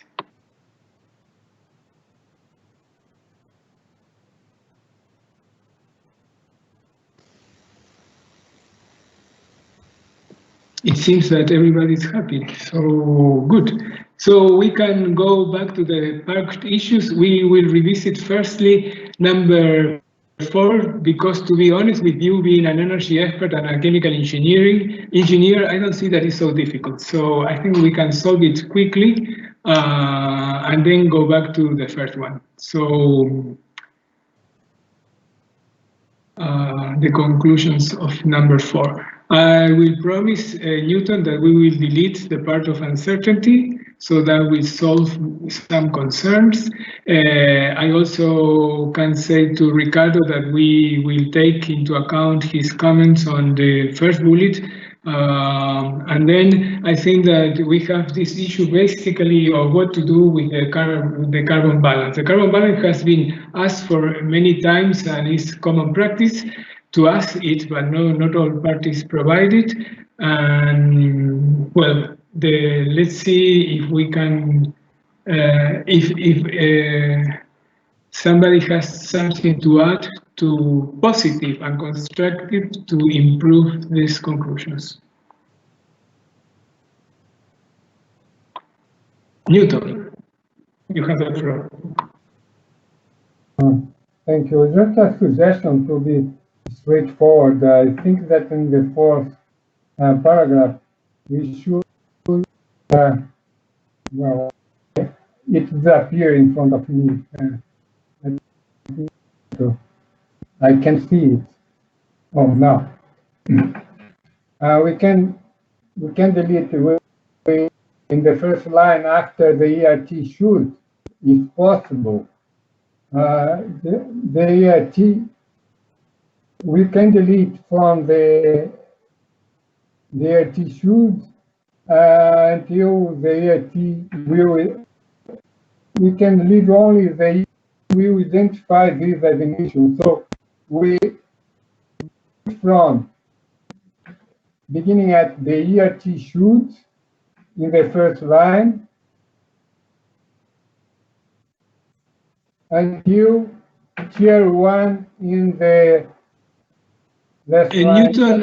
Newton, excuse me, but we don't hear you properly, so it's very difficult to understand what you are saying. Maybe, I don't know, if we continue like this, maybe you can type what you are saying, because it's really, I cannot understand what you are saying, because I cannot hear.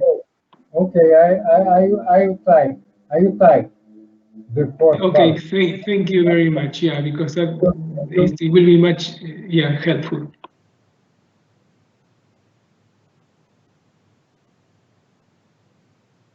Anybody else wants to say something? You can go ahead and I will type. Okay, Newton, thank you. Thank you.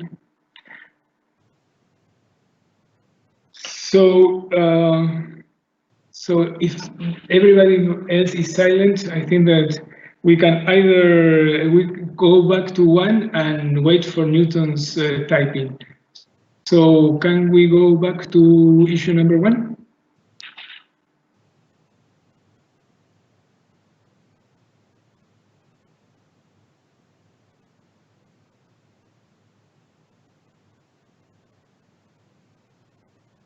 Yes, please, let's go back to issue number 1, and then we'll come back after we see what Newton has to say. Okay.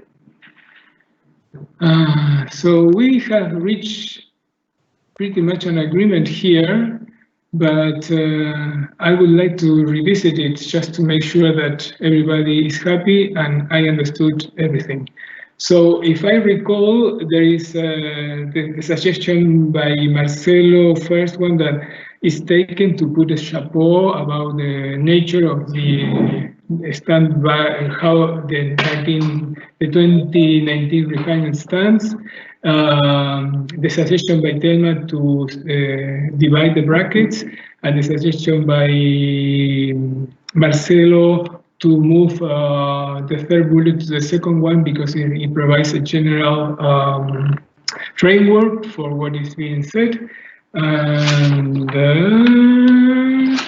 let me check my notes. To delete the uncertainties here, no. Yeah, the part of underestimation,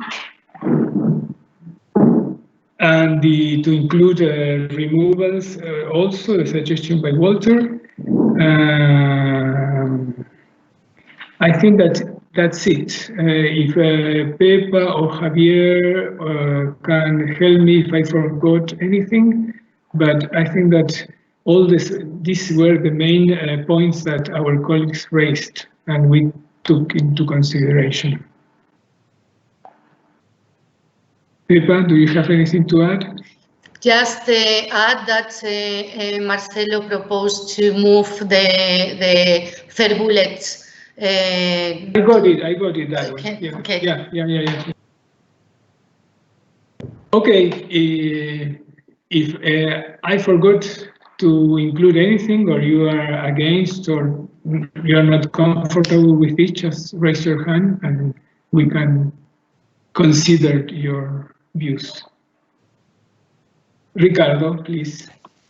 Thank you, Dario. It's not. I'm not really like. It's not very strong suggestion, but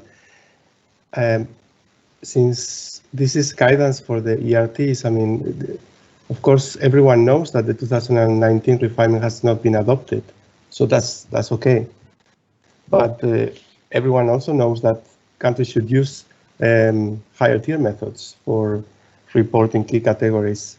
So the discussion on this refinement is mainly on the use of the default method. So the question is whether this can also be reflected in the conclusions that countries should use higher tier.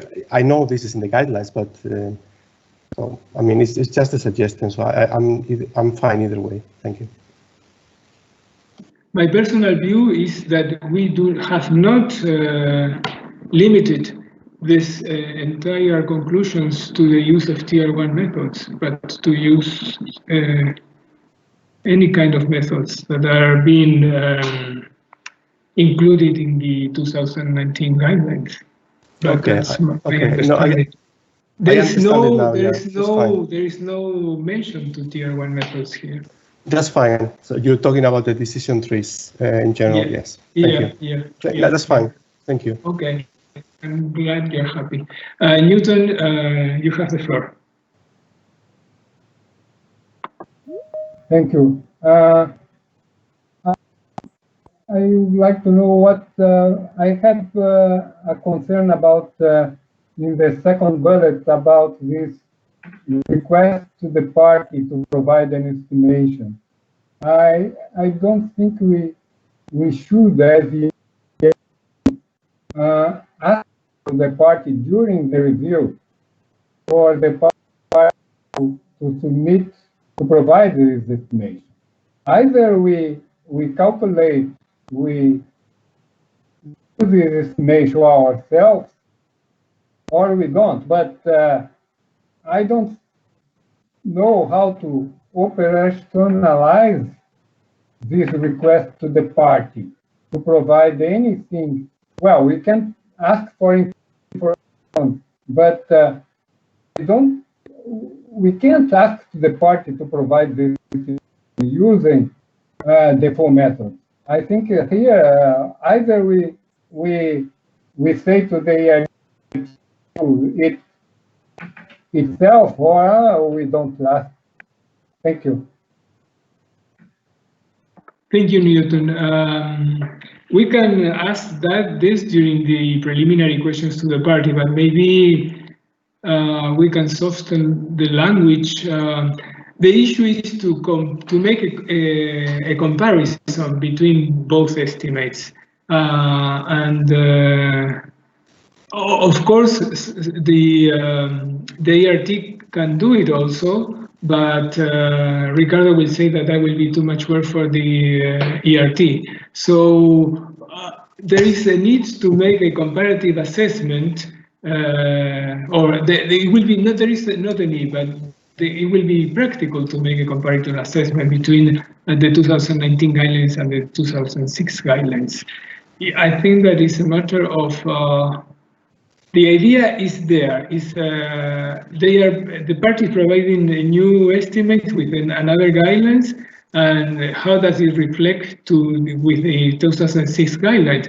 I think it's that will happen with other methodologies that are country specific.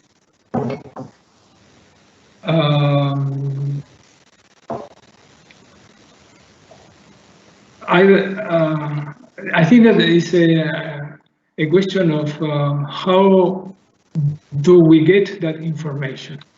But I have the floor. Who asked for the floor? Peter, I think, or yeah. Just to clarify whether I have understood that correctly, if a party has been using the 2019 refinement, we are asking the ERT to check both the 2019 calculation and a completely separate 2006 assessment, so we could compare them. In my view, this is quite a big task, both for the reviewers, for the ERT for fugitive emissions particularly. It's completely an overhaul. So the categories don't match, the emission factors are different. So this is quite a lot of work to compare the original 2019, the submission estimate, and the alternative 2006 estimate. And this might be a lot of work both for the parties and for the ERT. So in my view, we need to precise here somehow in which circumstances this effort is needed. Yeah, I personally think that it will not be so much work because the party has, in these years, because the party has been using 2006 guidelines.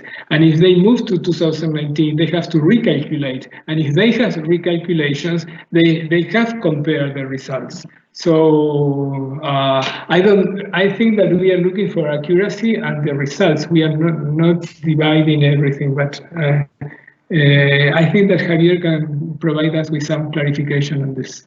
Yes, because for the totals, the parties are comparing, but it's not possible to compare category by category because some categories are completely missing. So for the fugitives again, okay. For venting and flaring, you will see that in the 2019 they are included elsewhere or something like that because they are in the other emission factors. So there are going to be differences for sure. And then it's the ERT to decide what do we do with the venting and flaring. They are missing in the 2019 and available in 2006. Okay. Can I? Yeah. Okay. First, the intention of this bullet is maybe you are losing the focus here. It's not the party to do something. So we are here reviewers, and we are providing as much as possible guidance for our colleagues reviewers, for you lead reviewers, energy sector experts. The intention originally, and it is still there, is to give a way to the expert review team to try to assess if there is an issue that is related to Kyoto Protocol. It is a potential problem or not. So originally it was proposed by Secretariat that the expert review team should perform such estimation using 2006 IPCC guidelines. In the morning, were a number of colleagues, lead reviewers, that said, no, it's a lot of work for us. As you said, that it's a lot of work. They said exactly the same. Then the expert review team should ask the party to provide an estimation using the default methods provided in the 2006 IPCC guidelines. That was the point.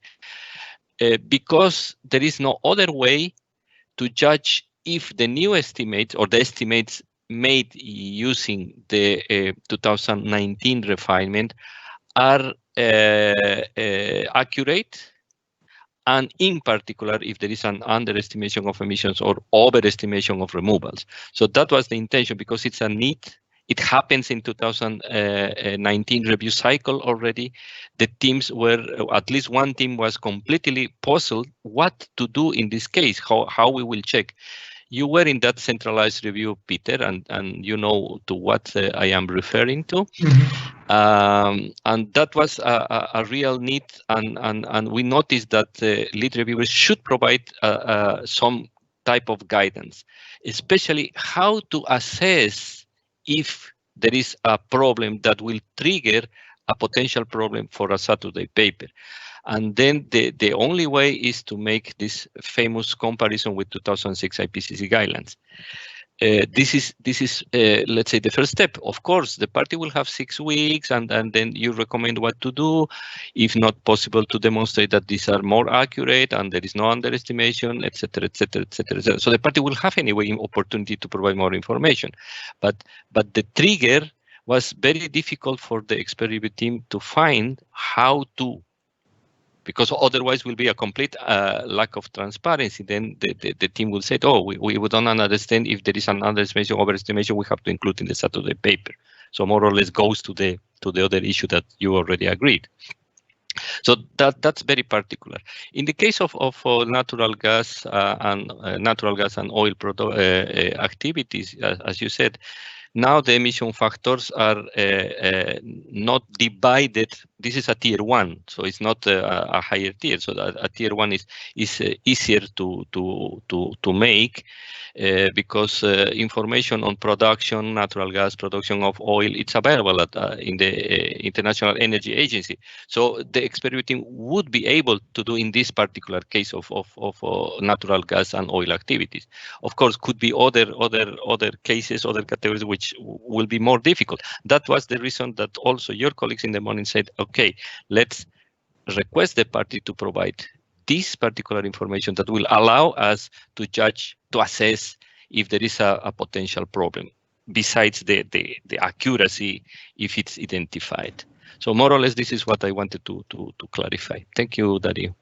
Okay, understood. I was mostly referring, what I was missing here is a little bit more details to the instructions to the ERTs, how to approach obvious cases where, like, for example, transmission and distribution of natural gas, where the methodology might have changed from cubic meters to kilometers of pipeline. So in that cases, the activity data is incomparable and the emissions might be comparable, but there might be significant differences. So what should the ERT do? Should they decide, okay, the length of the distribution network is more accurate because this is what the 2019 requirement says, or they should ask the party to stick to the 2006 and to go with the volumes of natural gas transmitted and distributed.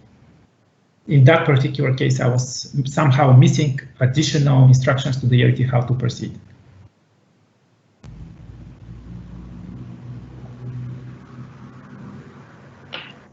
I myself have no answer for that, other than maybe we cannot provide something like this here, but if somebody has suggestions I understand the concern of Peter, but this is kind of a general paragraph, and maybe you put an example which is from the energy sector fugitives, but maybe what the guidelines that we can provide here covers your concern, but no other sectors. I would ask for help if anybody has to improve this to improve this text, but I see that like it's difficult to provide further. I can clarify for Peter something, if I may. Please go ahead. Just it's from my personal experience.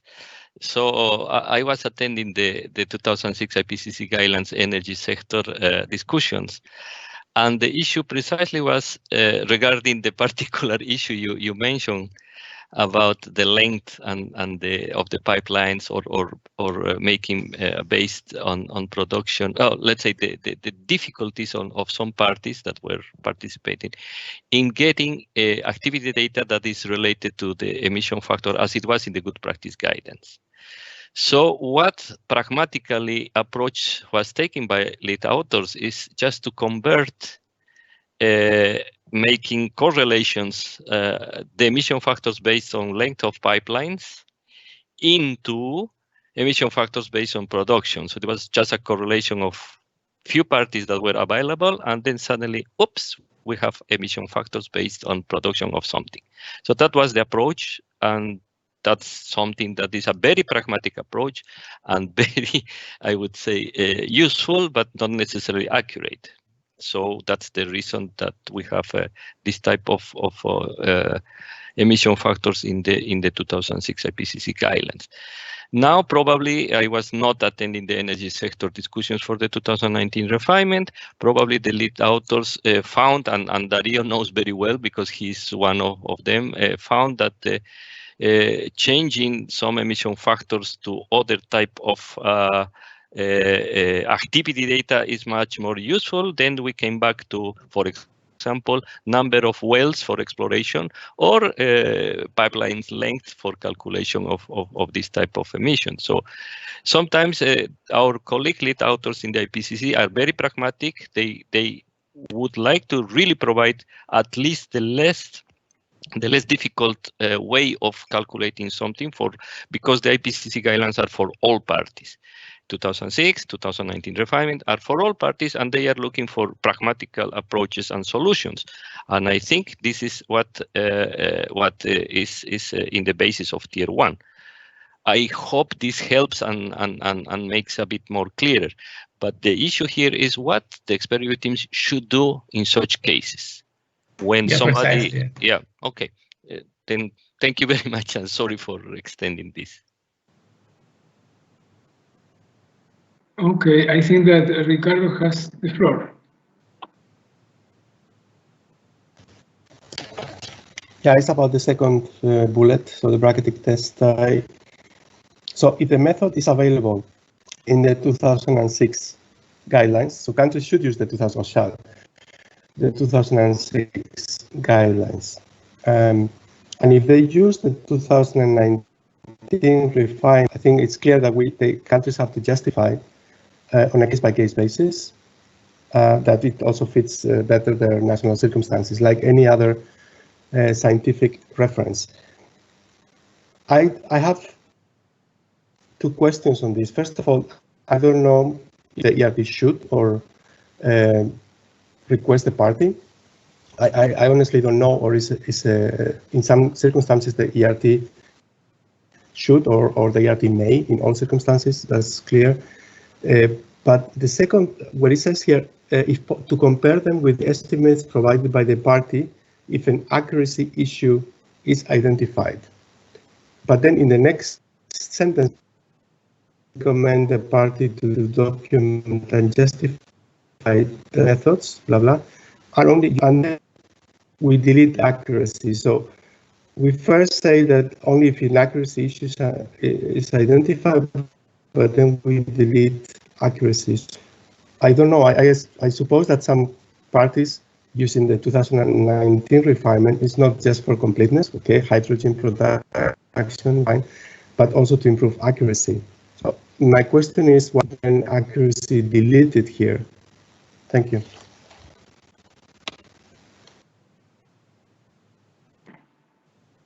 It was deleted from the suggestion of somebody or some reviewers in the first.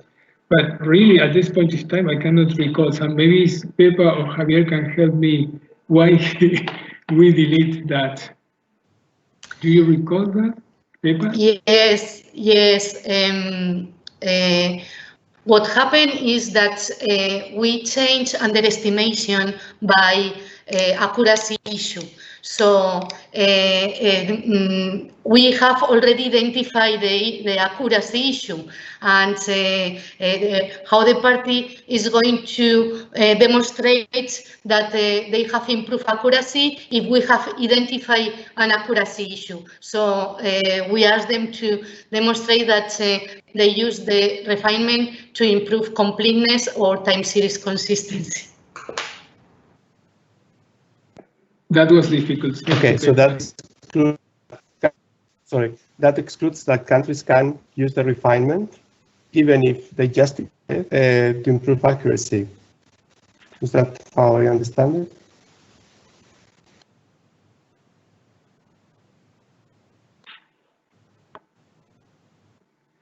If there is an accuracy question, there is is already an accuracy question. It's not that they can justify it. No, that's my understanding. Pepa, you wanted to add something. Yes, that we will provide the recommendation if there is an issue. If there is not issue, they can use if an issue of accuracy, they can use the refinement and there will not be any recommendation. If they use the refinement, there is no accuracy issue and they demonstrate that the use of refinement better reflects the national circumstances. I think. Sorry, just Ricardo, can you provide some suggestion for improving this? Because you got the point, but now instead of asking, can you provide some suggestions to improve this text? Well, it is practice in the first place, so I understand that some people had the problems in the first meeting. I just don't understand how I could explain to the team, to the ERT, what should be done. That's my problem. So I don't know how to improve this so far. Okay. Can I? Yes, please. Yeah, I think Ricardo is right at the end of the road, because as I said, the intention was to address those issues that are leading to a potential problem. So we were talking about underestimation, overestimation of removals. Then one of our colleagues in the morning said, but could be not only underestimation, but other types of issues, so overestimations of emissions. Then the suggestion was to generalize the issue to accuracy, so a bit farther of only Kyoto Protocol issue. And then the logic was to say, okay, if this an accuracy issue, the party will solve in 6 weeks, etc., etc. And the recommendation at the end of the road in the annual review report will only address the other principles of the IPCC that should be. But I think anyway, if the issue is there and it is an issue of accuracy, the experiment team should also take into account that one. So anyway, that the information in the next NIR should cover accuracy, completeness, and time series consistency. So the party should say that we did this because improves this and that and that. Otherwise, they will recalculate and use 2006 guidelines back, and it's another issue. This is no more. But I think, in principle, Ricardo is right that we have to keep that accuracy that was deleted. Is my now personal opinion, not the Secretariat. Thank you.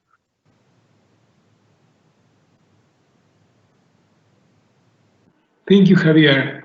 So if we leave accuracy, that will make you happier, Ricardo, or at least it will be more consistent. Yeah, at least less puzzled. Yeah. That's okay. Thank you. So I think that we can liberate this issue as it is with all the inputs that you have. And then we can go back to issue 4. And Newton have like a very good suggestion which is much simpler and kind of summarize all those 3 bullets that we have before. So I have that. He wrote it in the chat, and I looking in my cell phone in the. So it's issue number 4.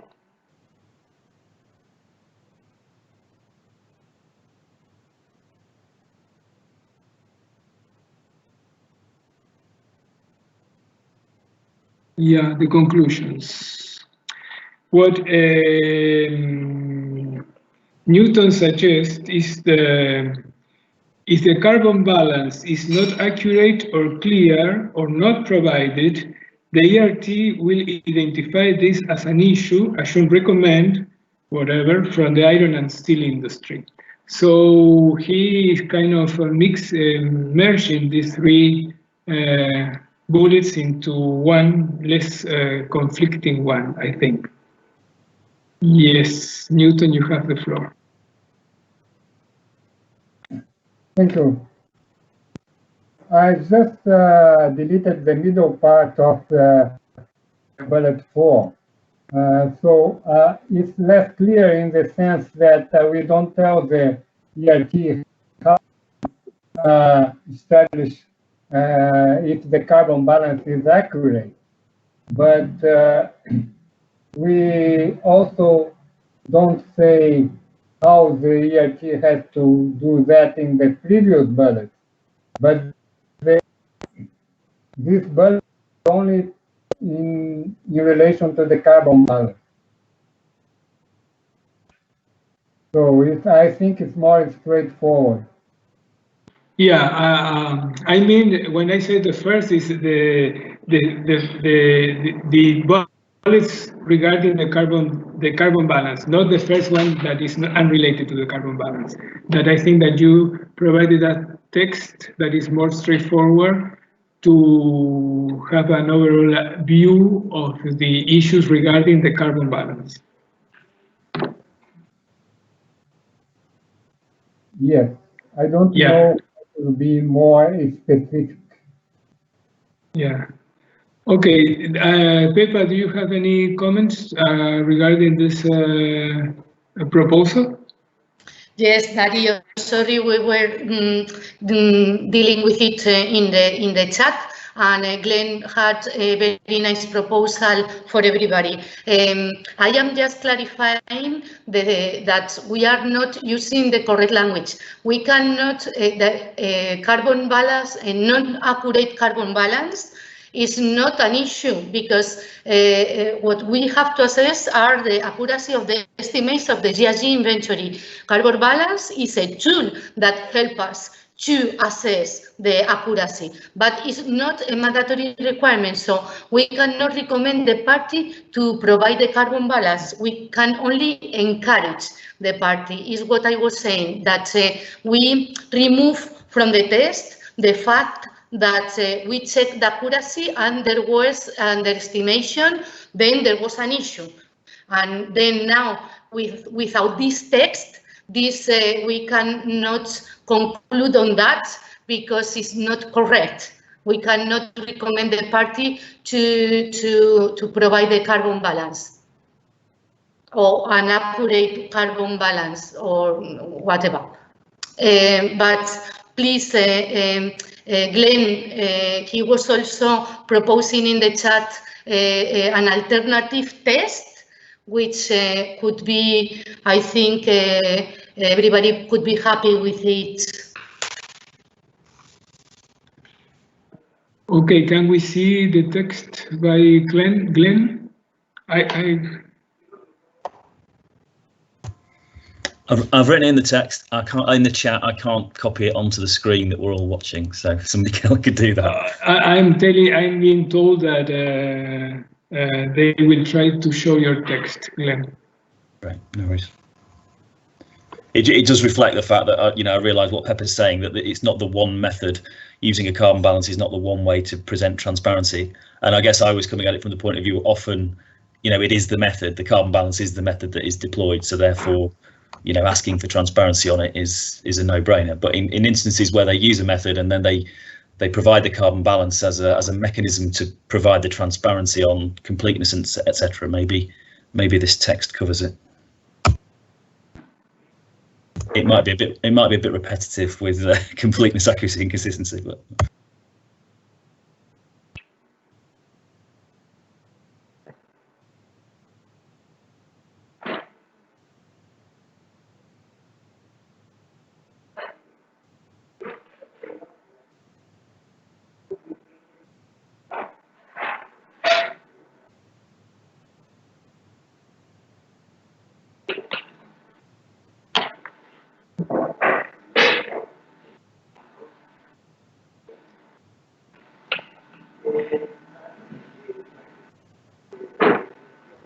If I may, I just will add something. Yeah. We are dealing now here with transparency, but not anymore with accuracy. I mean, the issue of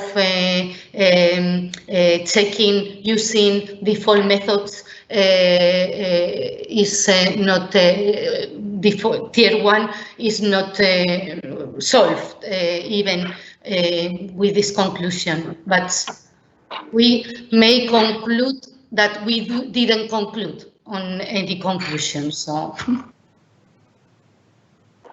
Ingrid has the floor. Ingrid, please go ahead.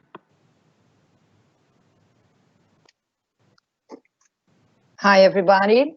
I hope you're all fine. So, I guess Glenn's text addressed it all, because it's a way that the party, we are talking about the parties that normally they have the iron and steel sector as a key category and provide a tier 2 method, and sometimes we see no carbon balance. And with this text, I think we should address it all. So I would support Glenn's text. Thank you very much, Ingrid. Pepa, do you have something to add?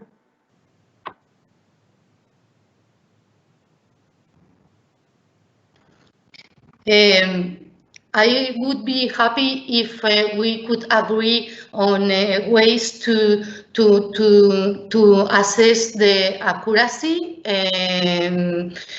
because it was the issue faced by the ERT in principle, not the other principles of the GHG inventory. It was that ERT had any guidance on how to check the estimates with so non-transparent reporting, just to solve the issue that we found in this 2019 review cycle.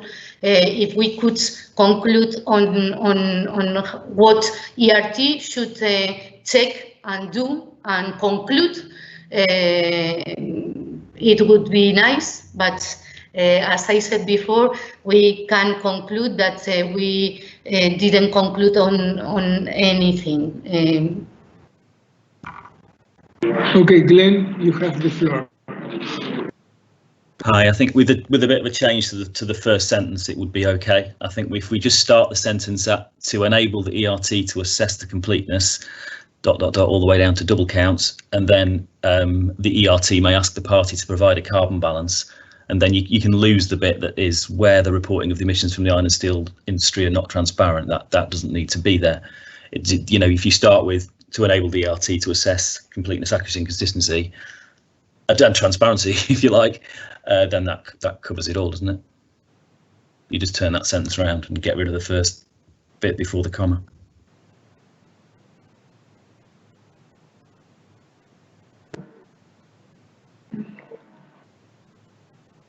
Okay.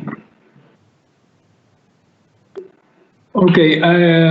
My feeling is that we with this text and with the suggestion by Glenn, we got the idea and the spirit of what we are trying to say. If we are missing the other checks, maybe we can leave the tier 1 or wherever. But I would like to have this type of text in the conclusion and not to miss it. Pepa, what do you think? Are you suggesting not to include it, or I miss this clarification, or just include it as following the line of what Glenn just suggested? No. I would like to have it included, of course, because it was the main issue to discuss. The party was not transparent at all with the estimates of the allocation of the estimates between energy and IPPU in the iron and steel category. Then the party didn't provide the carbon balance, or the party provided a non-accurate carbon balance. So the ERT didn't have any more tools to assess the accuracy of the estimates. The ERT couldn't say if there was a problem, there was any underestimation of or a lack of accuracy of emissions. But I understand the concerns, and my preference is that in the conclusions we address this guidance to the ERT on what to do in these cases in which we don't have the carbon mass balance, and the estimates of this category are completely not transparent. So.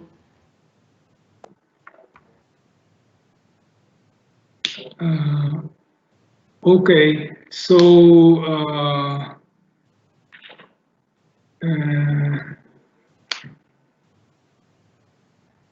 I think that the decision is to include this text, or we can use both texts, both ideas, Newton's and Glenn's, to make a blend of this text and include that in the conclusions.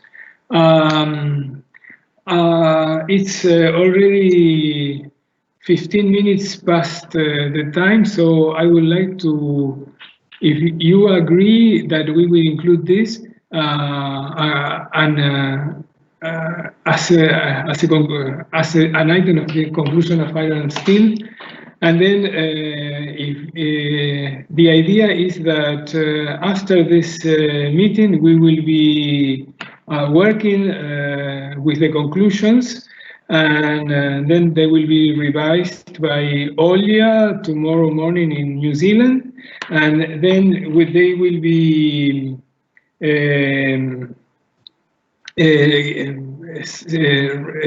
circulate to all of you by tomorrow noon Bonn time. So in that time you will have the opportunity to check whether we have reflected all the comments and agreements that we have reached in both sessions. I don't see any discrepancies between what we have concluded here and during the first session. No major discrepancies. So I trust that Olia and myself, we will be able to make a consensus as to provide conclusions that will be agreeable to everybody. So my proposal will be, at this time, I'm really very tired. I cannot tell which is better or whatever, but if you trust us, we can provide a unifying text with all the best of both texts. I see Ricardo raised his hands. Please go ahead. Yes. Dario, I trust you fully, and I'm sure that you are very tired at the time, more from the Secretariat as well. Will we also get the conclusions or the consolidated text from the other breakout groups tomorrow noon? Thank you. No, you will not get that. The text will be consolidated in one text, not differentiated the issue from the. So it will be one text that will reflect both discussions, but in only one text. That's what you will get. And if we find, I don't see at this point in time any major discrepancy. But if there are discrepancy between what was said in the first session and in this one, there will be no conclusion there because the teams did not agree. Thank you. Javier raised his hand, so Javier, you have the floor. Okay. Thank you, Dario. If you think that we conclude these discussions, but precisely I was ready to inform what will be the next steps and addressing the question from Ricardo also. But if you feel that we conclude the discussions, I can proceed. I do feel that unless there is a strong opposition in the audience,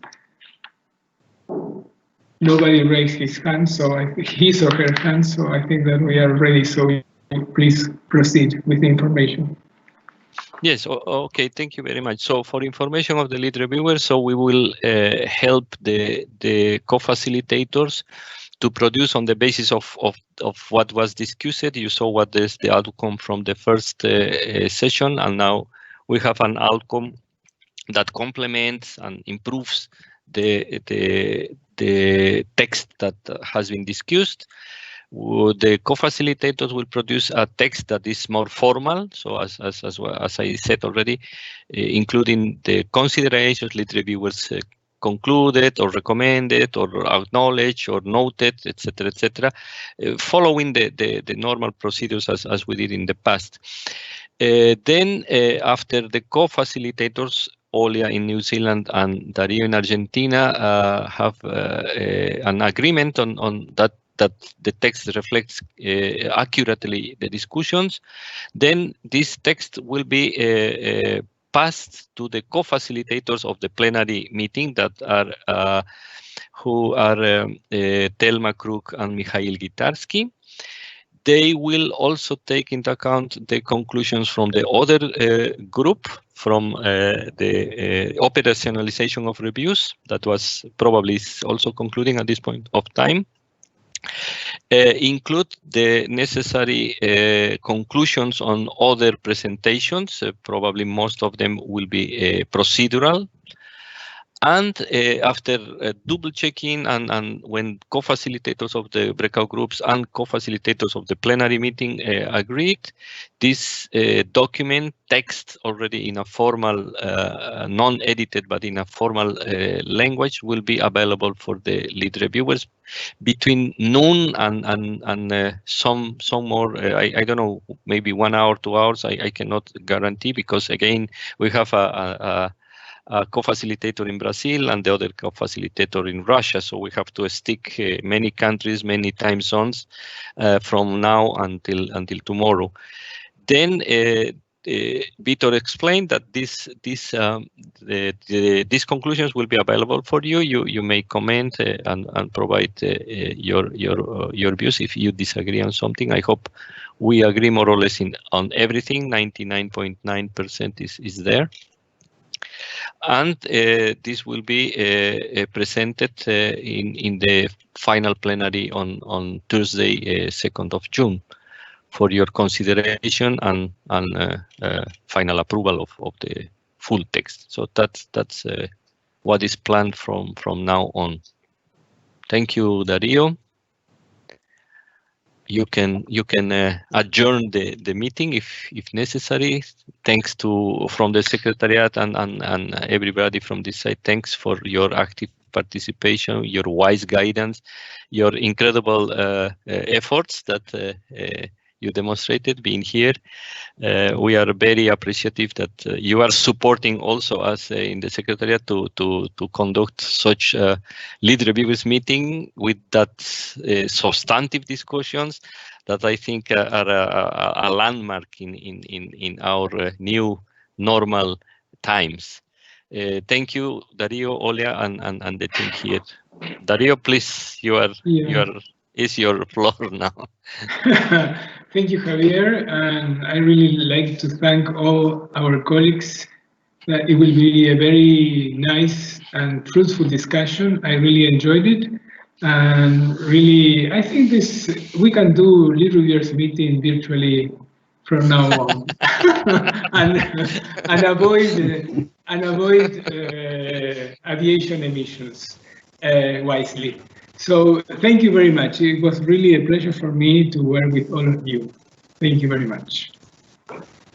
The meeting is adjourned. Thank you, Dario. Yeah. Thank you.